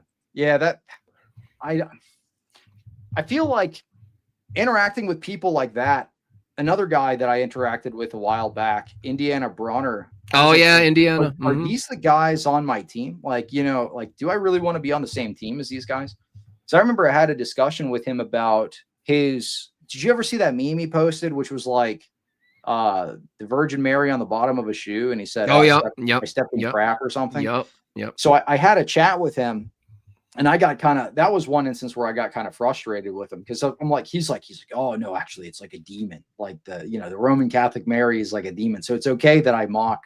I'm like, dude, if I took like, a picture of like your mom or something and like spit Right. on it, or like, took a leak on it, you'd be upset. Like you might even like punch me in the face or something, Yeah. Yeah. But dealing with people like that, which is kind of like, I don't know, you get disillusioned. You get it, like the veil starts to be pulled back just a little bit. You start to think, do I really want to be on the same team? Yeah. Yeah, it's true. I mean, I've seen him interact, and I still can't tell a lot of these people online, whether they're just doing like provocateur stuff. I know he called into Jay once and it did not go well for him. Right. And, but as for like X thing, it's all like, a lot of it's like rage bait. And it, to be honest, it works on me a lot. But, I don't know. We just try to stay away from it, and, dip your toe when you're feeling bored maybe, and then get out. In and out is the way to do it. But yeah, I still follow that guy on X just to see what he's going to come up with next, just to kind of, keep an eye on. I can't do it right now, man. I can't do it. I'll be too tempted to dive into a debate or something. And it's just like, maybe later I'll unblock some of these guys, but like guys like Pope Respecter, I get baited so easy by that guy, dude. Like I'm like, that guy. Yeah. He'll like intentionally not understand the Orthodox view on things. He'll be like, oh, the ecumenical patriarch's like a pope or something. He's like, he's the Pope of the Orthodox. And he'll say those things and just leave it out there. And then like, I don't know why a lot of the Roman Catholics actually buy it. They're like, oh yeah, they're so dumb. They should all like submit to the ecumenical patriarch. It's like, that's not how it works, man. They'll like bait me into engaging. So I'm like, you know what? I just gotta I gotta block the dude for now. And then maybe later at some point in the like far future, I'll unblock him. It's probably best for your whole catechism process and baptism. It's just like, obviously you're probably talking to your priest about some of this stuff. So it's like a lot of that. Yeah. Isolation from all of it. It's in the end, it's all like demonic stuff that ends up, not to say he's a demon, but the participation will pull you. It won't get you closer. It'll pull you away from focus. Like that's what it's designed to do, right? Yeah, is to pull you away from the focus. Yeah, it's a distraction, because it's not what I'm trying to do. I'm not trying to do debates. Just trying to invite people on to learn about Orthodoxy. You know what I mean? Yeah, yeah. I had a conversation with a priest while I was in the process of inquiring, and then before the announcement, I guess would be a good way to categorize it. And I was telling him like all the stuff, with the YouTube channel and the debates, and he's like, dude, you just gotta repent. And it was like very blunt and out there like that. I'm like, yeah, you're right. And he's like, you have a responsibility with all of the work that you've done against the Orthodox Church to kind of counterbalance that a little bit, have your penance to speak to your audience, Yeah. So I don't know. That's kind of what I'm trying to do. So I think that's a great thing. It's like a sort of a correction. It's an act of like humility to do that, especially if you make fun of yourself. I think that's like your best avenue, honestly, is like wrecking yourself after the fact is hilarious. I gotta learn how to do the soundboard stuff like you do, man. That stuff's hilarious. Like owned, like the dumb pixelated glasses and stuff, like just like do the most cringe version of you wrecking. Like, so you're almost like simultaneously making fun of a past version of yourself and making fun of the whole pwned culture as well. So it's like a double jab. That's hilarious. Yeah, well, I'll have to chat with you about that later and see if I can pick up on how to do some of the soundboard stuff. That'd be cool. It's pretty easy. Yeah, I'll send you a link. It's super easy, actually. Let me ask you though, because we were talking about Orthodoxy at the beginning of the stream. Your kind of like process into that. Yeah. What did that look like for you? Did you have because you were coming out of a charismatic background, did you face like any opposition or spiritual warfare or what? How did that look for you? Not really. I mean, because I wasn't even like, when I was growing up, I wasn't even embedded in a rich tradition, a pseudo tradition of Pentecostalism. It was just like, you go to church and it's like this, and then we stopped going there. So we end up going to someone's house who just did like, everyone gets a turn reading the Bible and doing like a whatever you think it means kind of thing. So I was kind of blessed to not be so like totally grafted in a false tradition. It just was no tradition.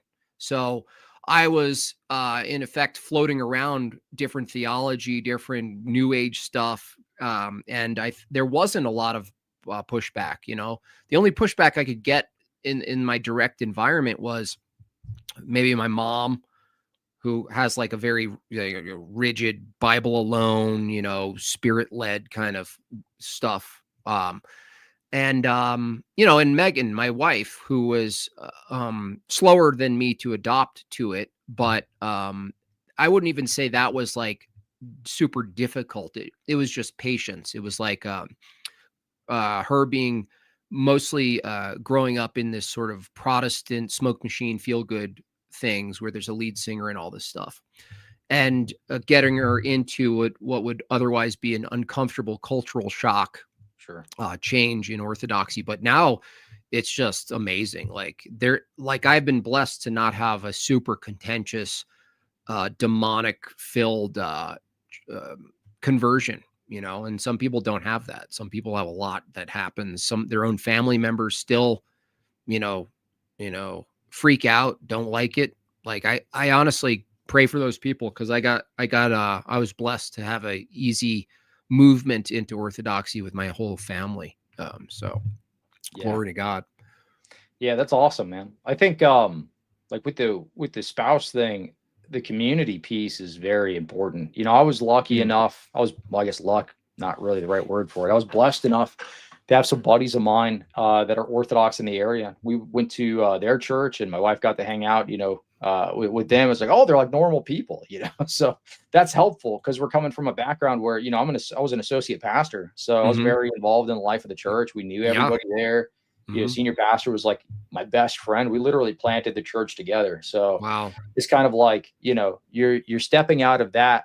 You're kind of giving up that whole social piece there as well. I mean, obviously financial ties to it as well, but you're giving up that social piece there, and you're moving into an environment where you know nobody. It's completely different.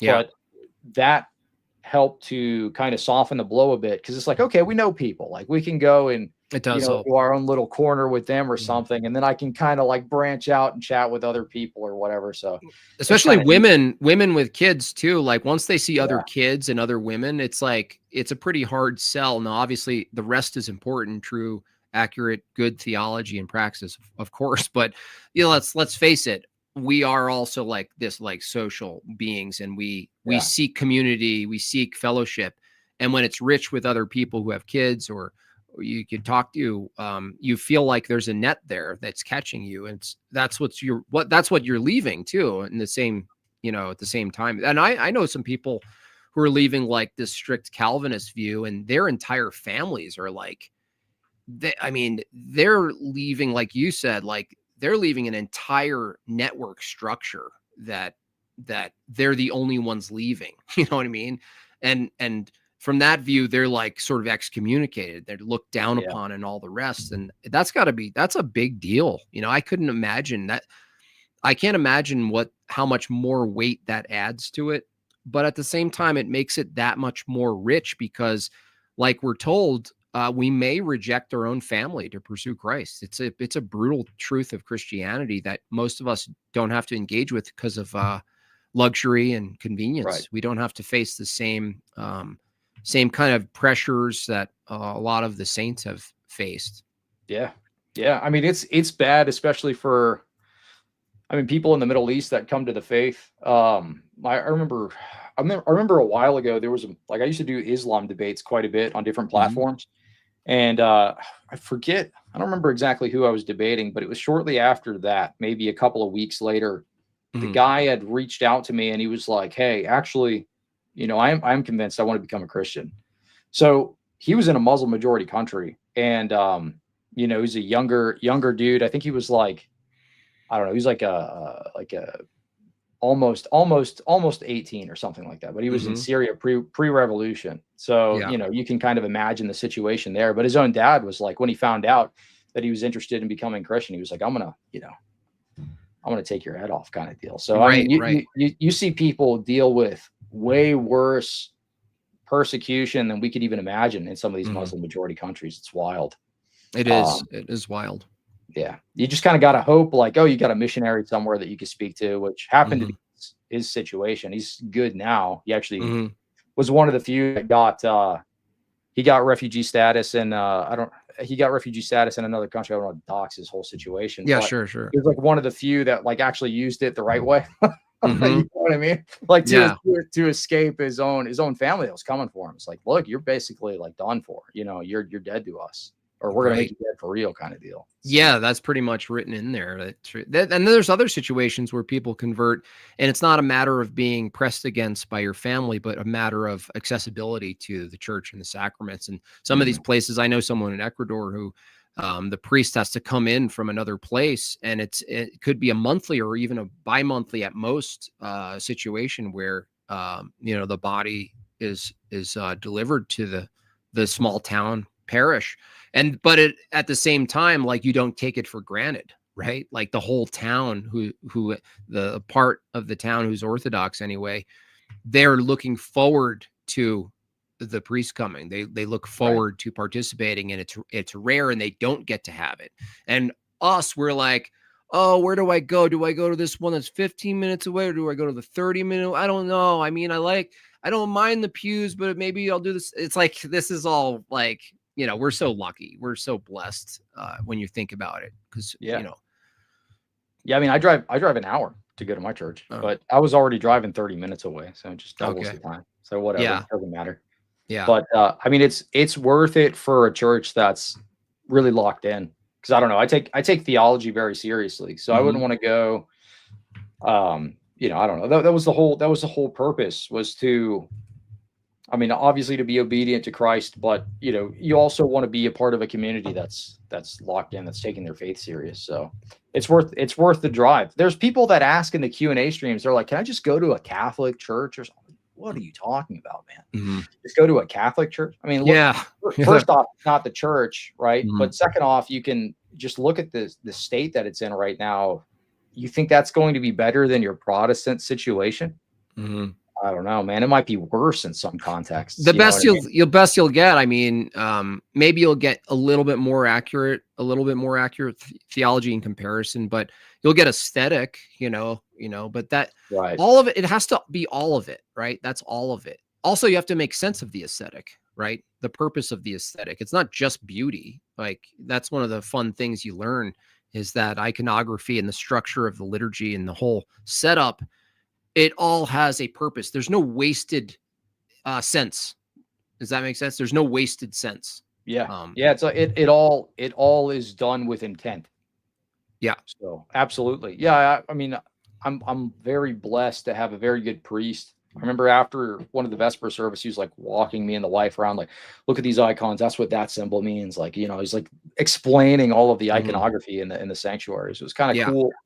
We're very blessed in that way, for sure. But I mean, it's been an overwhelmingly positive experience, like in aside from the online space, obviously, but like the life of the church, it's just been absolutely beautiful. The people are super welcoming, but not only that, I mean, just being able to experience the divine liturgy is it's necessary. It does something to you.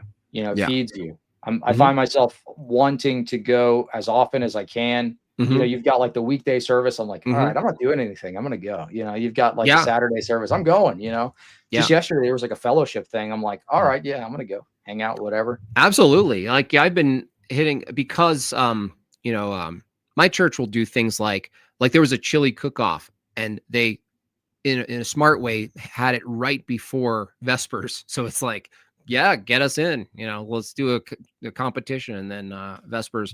But yeah, you're right. There's a yearning that happens. And there are people I know who have started to attend Divine Liturgy, and they're like, kind of like on board, but they're going to really take their time, which is fine. And once you get them in the door and they relay their experience to you, you kind of know, all you have to do is keep supporting them, because what happens is, like you said, you do start yearning for more. You yearn for the Eucharist. You yearn for the fullness of practicing it. Like, it just draws you in. And not to say something is true because it draws you in, because we could be drawn into all sorts of things. But if it is true, it also does kind of draw you in if you're looking. It's just one element, at least. It's not the ultimate arbiter, but I find that part really great, because that wanting to go back, as if it, because the truth is it's a hospital. So it's like we live our weeks cutting ourselves and hitting our elbows and stubbing our spiritual toes, and our noose gets all yucky and clouded. And we even noticed, I don't know if you noticed, Cleve, even early in your progression here, when you don't go, there's a noticeable thing.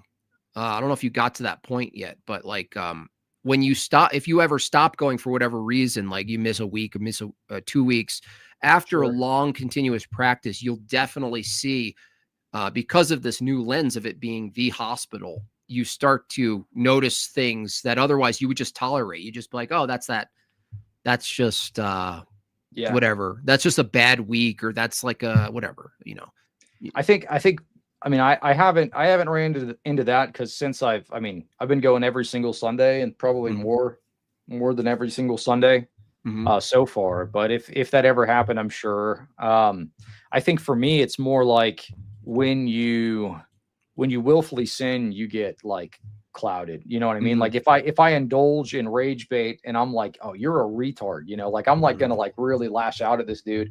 Yeah. Then I'm like, okay, now my perspective's all jacked up for the rest of the day.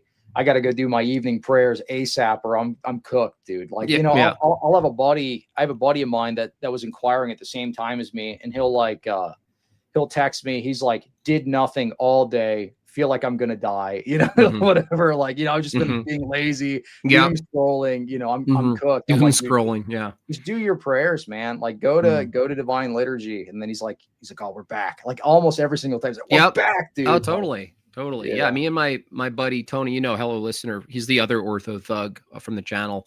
We continuously talk, and there's always a moment where it's almost like, if your friend or family had missed liturgy at this point, you're like, oh wait, so you didn't go then, or whatever, like you get in tune with people, and you start to see like what happens when you fail to put the bandages on your soul.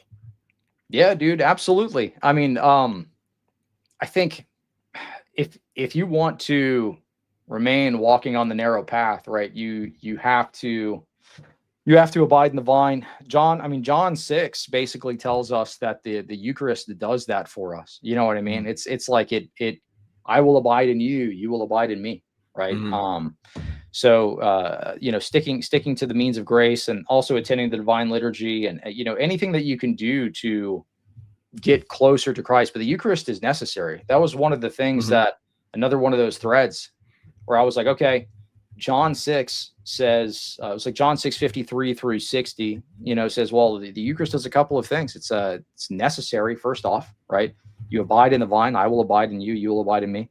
If you do not eat my flesh and blood, you have no life in you, right? So, there's all of those things there. Okay, so the Eucharist is necessary, right, for us to remain in the faith. Like, that's what refreshes us. It's the medicine of immortality. And I just have to figure out, well, do I actually have a valid Eucharist? What's required for that? You read Matthew 16:18, Matthew 18:18, where the keys to bind and loose are given to all the apostles, right?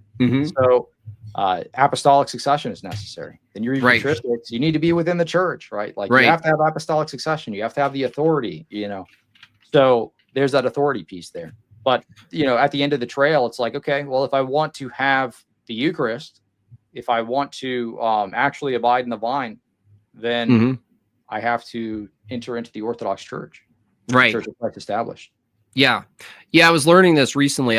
I went back to all of the classes. I just kind of redo them over and over again, because you might as well, because they're there for you. But that was one of the sections that was covered about the true church necessarily being Episcopal and Eucharistic, and the two go hand in hand. And it's perfectly what you said. Like, if you agree that it has to be Eucharistic, you need to understand what does that mean? Are there, just like you asked Trent, is there any delineation for what is and isn't Eucharistic? Well, you have to track it back. So it goes back to the wholeness of faith. It goes back to the beginning. It goes back to Christ establishing his true church. And a lot of these things we kind of pursue before Orthodoxy individually. I guess the best way to to communicate it is, atheists pursue epistemology, but they think they could put metaphysics down. How Right. people pursue metaphysics and they think they could put down epistemology down, and they think they could argue morality and ethics without assuming epistemology. They're like, no, I'm holding this one branch of philosophy. And we're like, well, no, we're asking you about the other branch and how they intertwine. No, I'm not holding that branch. Similarly, in the pursuit of the true faith, we kind of do that too, where we'll take up one branch and then we'll be like, well, I'm not talking about that other thing. I'm not talking about the holy tradition right now. I'm talking about interpretation of scripture. Let's focus, Jim Bob. And you're like, you start to realize very quickly, by the way, that you can't separate any of these things in Christianity. They're all together. Yeah. They're all, and it's relieving, by the way, for those of you who are listening still on the fence, it's a weight off your shoulders because you're no longer leaning on your own understanding. You're not trying to figure it out yourself 2,000 years later. Yeah. You know what I mean? It's such a relief. It's a submission. It's a part of the process, by the way. And that's why I recommend everyone just go. Please come and see. Yeah, it completes your framework. And without it, as a Protestant, you're kind of piecing things together a bit. Like if you anytime you do debates, you have to have a complete framework to operate from. Otherwise, you're not going to do very well. You have to be able to address the objections from the opposition, and if you don't have a complete framework, you're gonna fail at that. One example that I brought up when I would do, like, I don't know, the Marian debates, was I would operate off of the assumption that the earliest devotion was Sub Tuum Praesidium, which was 250 AD. But I remember having a discussion with Craig Truglia, and he presented new information to me. I had like re-pieced together my worldview a little bit. He was like, there's inscriptions from like the first, that's like just about the first century. It's like a Hail Mary inscription. I'm like, let's just talk about like Luke, it's like, at the beginning, the Annunciation. That's just Luke. He's like, yeah, but what about this inscription over here in the catacombs? It was like, I don't remember the name of the guy, but it was like, Cornelius, pray for us, inscribed on the side of the catacomb. I'm like, okay, maybe intercession of the saints was super early. That takes a piece out. So now I have to try to rectify that a little bit, you know? Yep. So you don't have to do that in Orthodoxy. And and it's not wanting to join to avoid having to do that. It's more, it is a complete worldview, and the I guess the revelation matches what the church teaches, if that makes sense. Like, even the newer stuff that we discover in archaeology lends credence to, say, like icon veneration or the presence of icons. Like they just had that mosaic floor piece that was uncovered with ichthys at the floor, and it was an interactive kind of mosaic for like a personal chapel. Super early. It's like the more and more we discover, the more and more the early church looks like the Orthodox Church today. Absolutely. Yeah. Even relics too. People get icked by relics too. And honestly, my movement toward Orthodoxy, I wasn't like digging into it, but that was something on the periphery that I was like, wait, what? Like, what's that? Like, I've never even considered the term, let alone trying to uncover a coherent term for it, because it's a part of culture shock where you're like, what? Wait, is it really their hair or their skin, or wait, what are we doing? These are all natural reactions, which, make sense only if you're coming from such a foreign Christian position, foreign to history, by the way. Like, we're the foreigner. The modern Christians, lowercase Christians, are the foreigners to true Christianity. It's not the opposite. You don't say that's very foreign to me. You say I'm very foreign to this. That's the accurate way of approaching it. Yeah. I think even in the icon debates, they have to admit, there's very, very early, clear example of veneration of relics. And like that, there's on X, the latest debate is icon veneration, because Gavin retweeted a thing about, it was like Kevin was like, he's a Catholic guy. He was like, I think it's obvious that icon veneration didn't exist in the early church or something. That was a statement the Catholic guy made, which is a wild statement for a Catholic to make, because they hold the Nicaea II, which says it's apostolic tradition.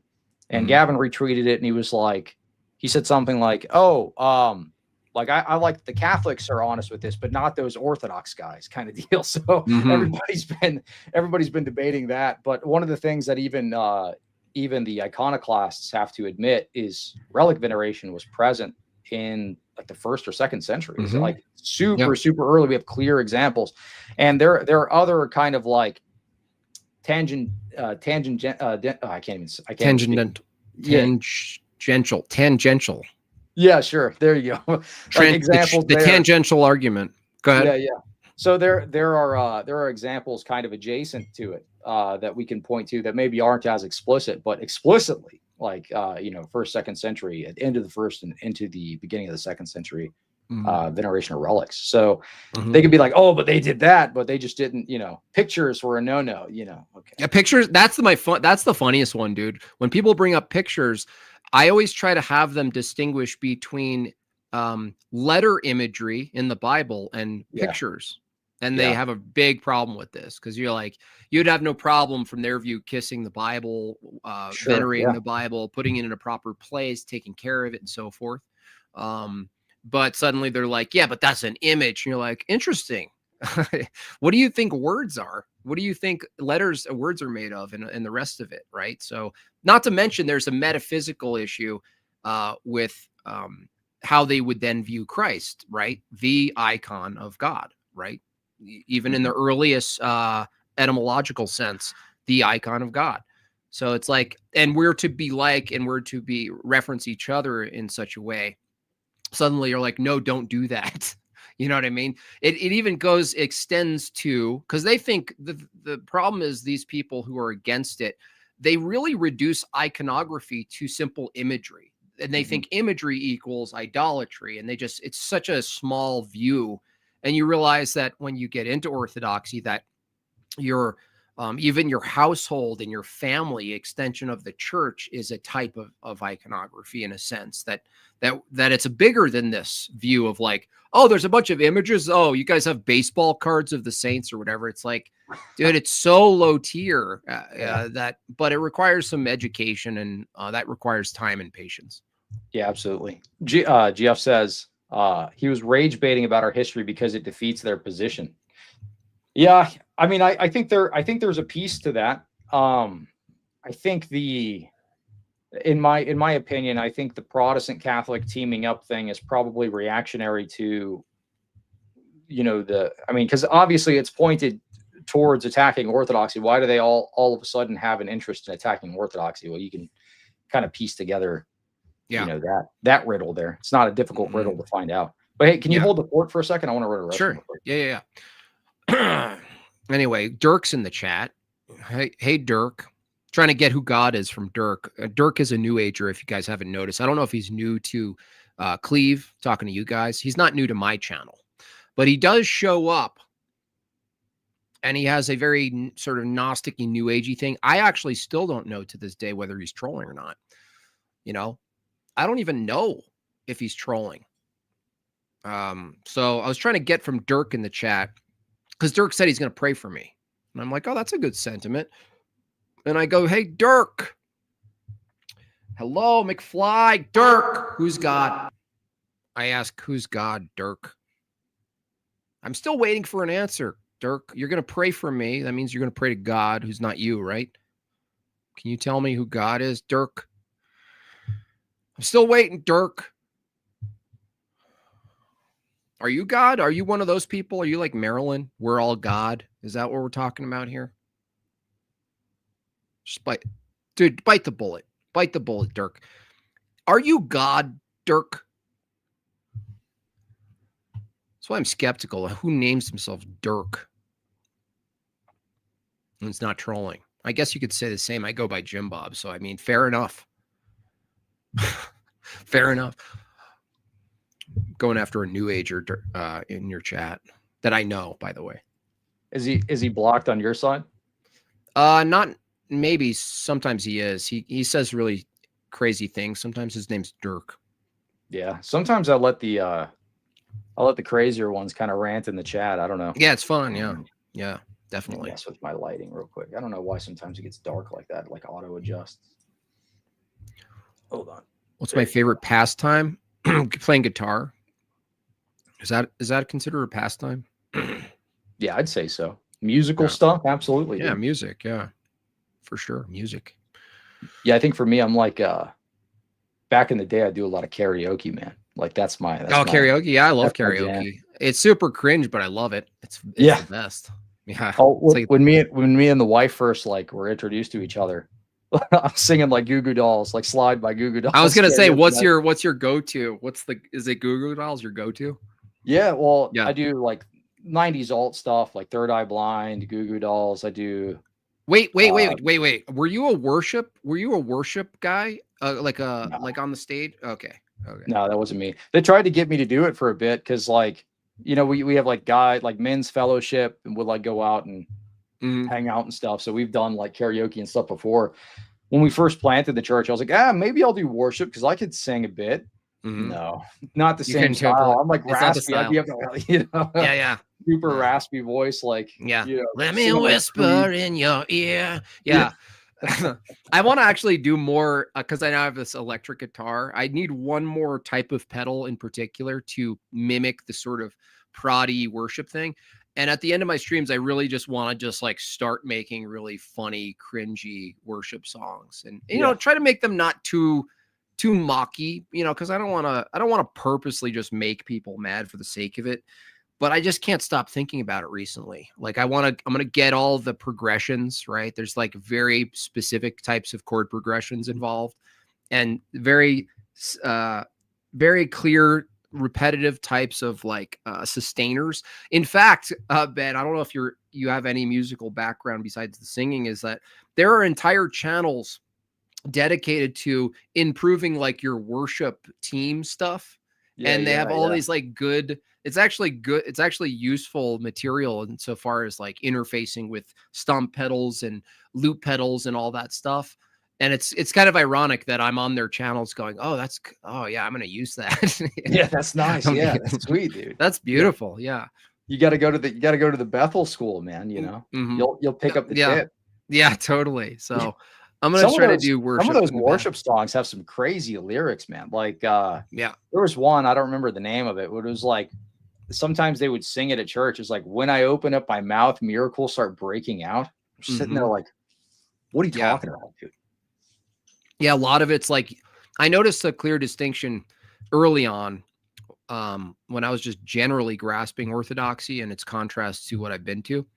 And what I noticed is that when you go to those kind of churches, or I should say events, all the lyrics are about you. Right.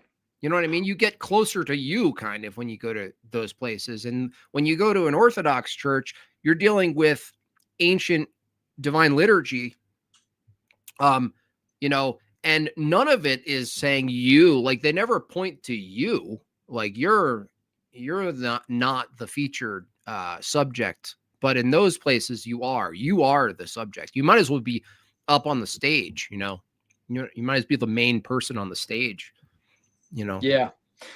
I think when you kind of reject that idea of like, it's where worship involves sacrifice, and you're like flavoring why you're there in the first place through that lens, it kind of changes the way you view the rest of it. Because I feel like especially in evangelical in evangelical context, I guess it is more self-focused. It's like a self-help group. You're there to listen to a TED Talk. Yeah, self-help. Absolutely. Self-help. It's like you too can bring this into your job next week. Yeah. You're like, what? Wait, what? What am I doing? Yeah, it's a technology. It's an easy fix. And you're like, what is happening? Yeah. That's rough.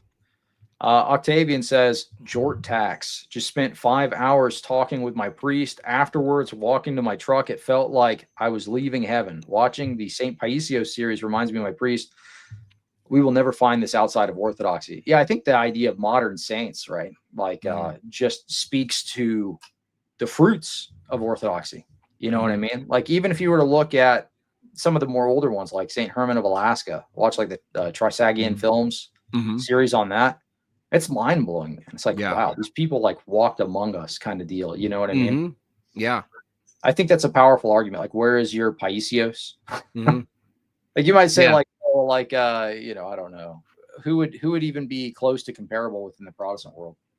Of like a saint. Well, it's almost like they would never make that leap to call someone, like, make them special in any given way. But who would it be? I mean, I hate to C.S. say, Lewis, like, maybe.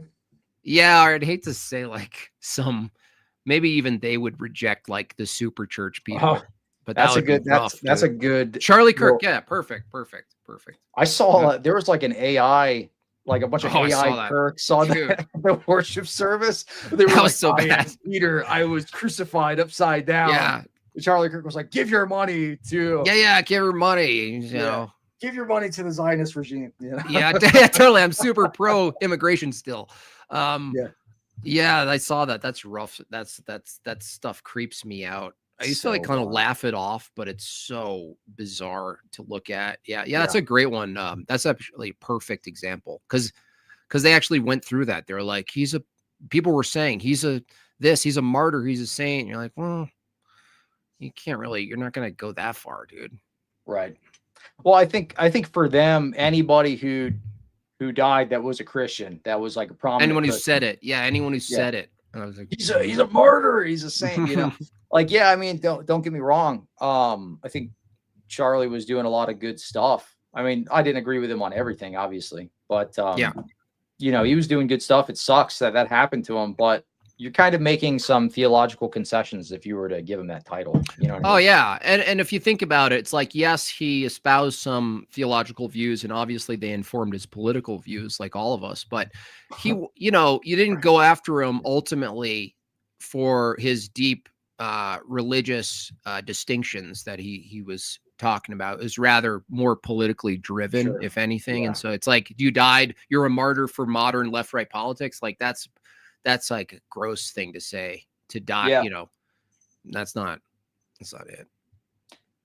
Yeah. I mean, yeah, it's interesting. I really can't think of anybody else that would be like a Protestant saint. Somebody said Charles Spurgeon. I don't think so, dude. It's Charles Spurgeon. Can you hear us? I don't think so. Who was it? Who was the guy whose son was out there saying, he was like, was it, I'm trying to remember. There was a like a recent, it might have been one of the juniors in the Spurgeon family that was talking about they were a Calvinist and they were talking about Reformed theology, like everything bad that happens to you deserved. And they were talking about a like young girl, something horrible happened. It's like, oh, she deserved it kind of deal.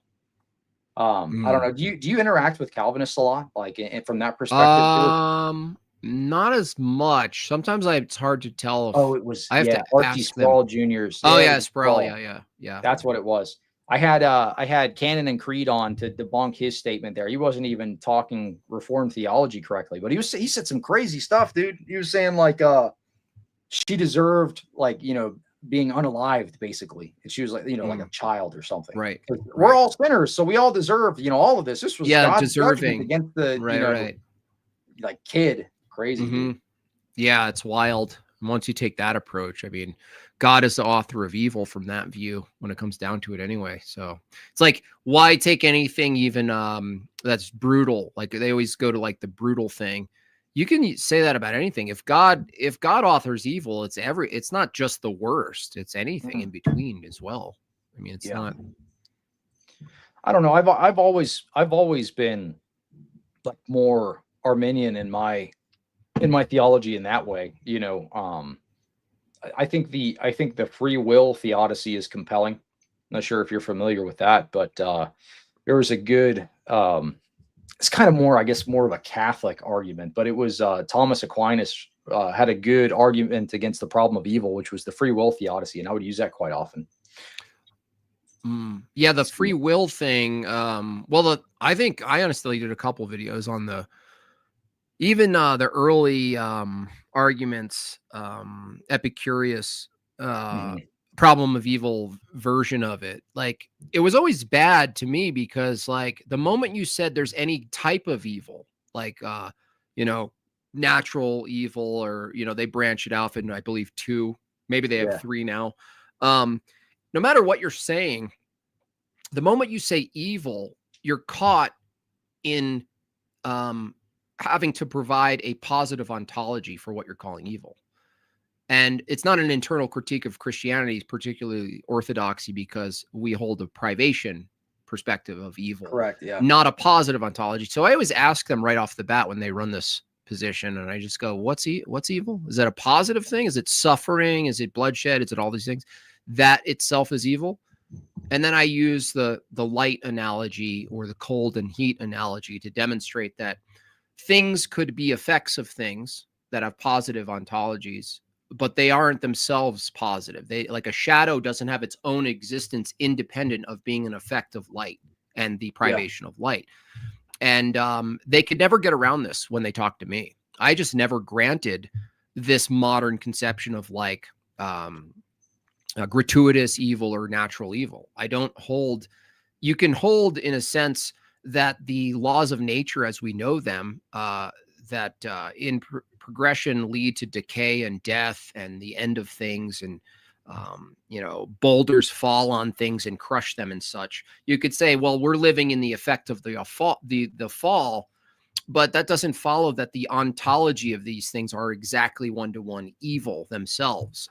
And that's how I battle these people when they still run it today. They're still running, well, if God is so good, why can't I breathe underwater? You're like, what? Like, yeah. Exactly. We're not doing pre-sup on this stream. I'm banning you. Yeah, totally. I'm gonna ban you. And then I thought further about this, given that everything they find is evil would be an effect of the laws of physics and the regularity of nature, right? So then you'd say, if God was real from their perspective, then why is there the regularity of nature?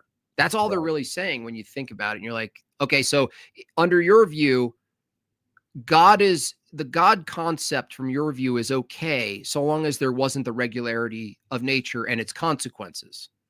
From that view, you couldn't prefer or not prefer anything anyway. If you said, I don't prefer people die in front of me, that's evil. Why didn't God stop it? Yeah. If you didn't have the regularity of the world, you wouldn't have a preference or non-preference. You'd just be in this kind of like unstable, ever-changing flux thing.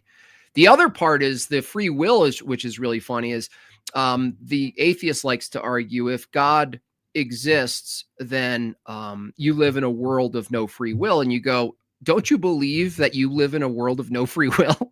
Yeah. Why don't you believe in God then? Like, from the atheist perspective, at least the people who run that argument anyway, they should believe in God because it fits the criteria. The type of world that exists is one without free will. Yeah, I think that, like, you're talking about the Epicurean paradox. I think that whole argument system sucks. That's like the worst meme argument, because at one point it was like, if you're using the free will theodicy against it, at one point, like if you break one piece of the chain there, the entire chain breaks. Right. It was like, well, can't God create a world in which you can't sin, but you have free will?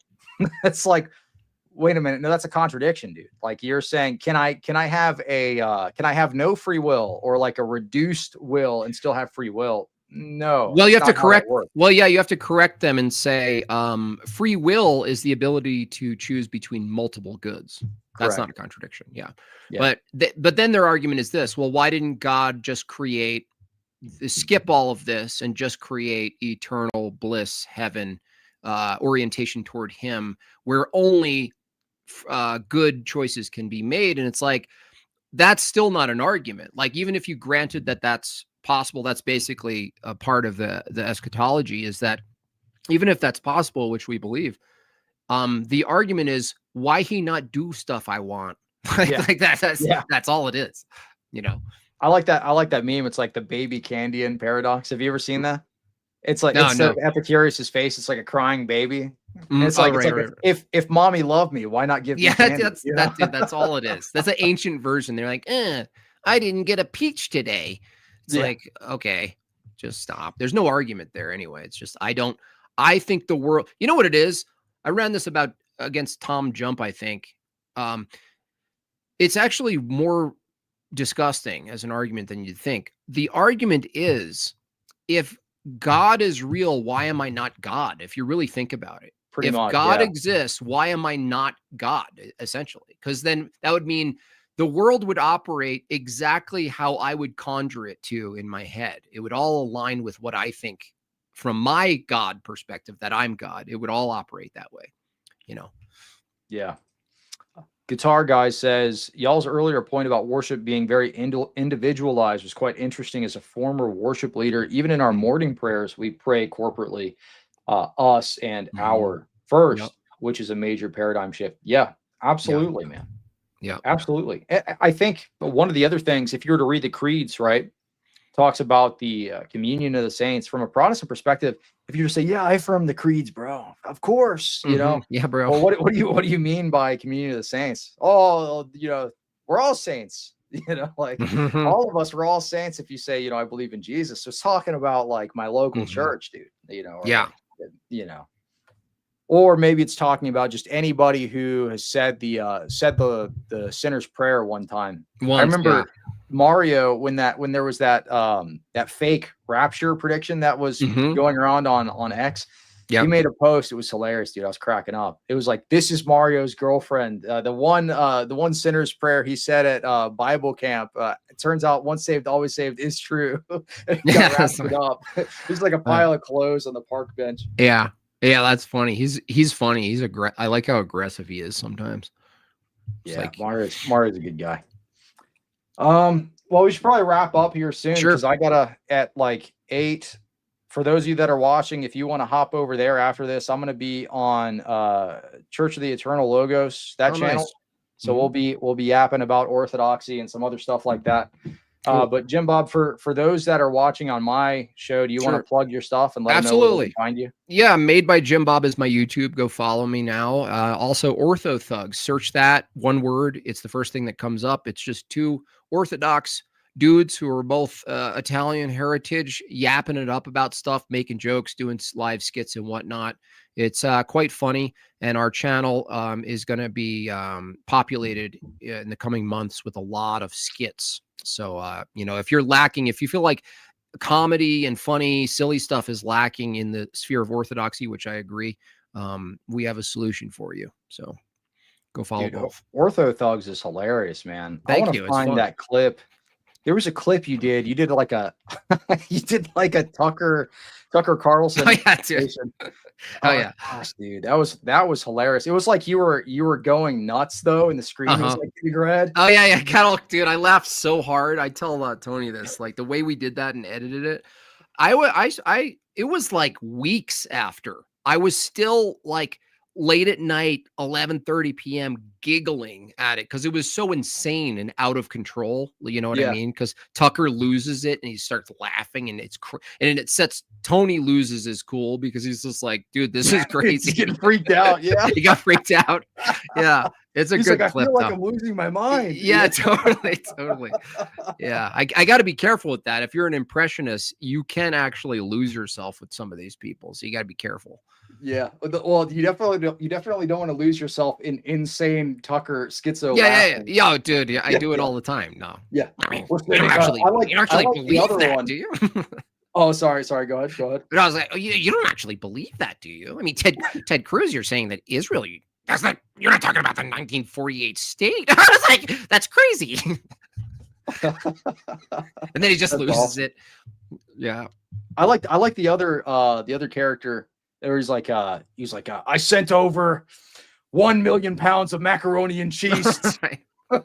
Yeah, that's Jim Michaeler Landwell. He is the almost like mix Alex Jones kind of with some corporate king or something like that. And the funny thing is that storyline, his spirituality comes from this lady in Poughkeepsie, New York, who just does like new age stuff. Like, you know, I just love that idea. And he plays that character so well. Jermichael Landwell is just like this, you know, consumerist, right? He's just like this lost consumerist. Yeah, dude, it's hilarious, man. So if y'all follow my channel and you want to see some funny stuff, go subscribe to Ortho Thugs, subscribe to Jim Bob's channel as well. And thanks, man, for coming on. We got to do something again sometime.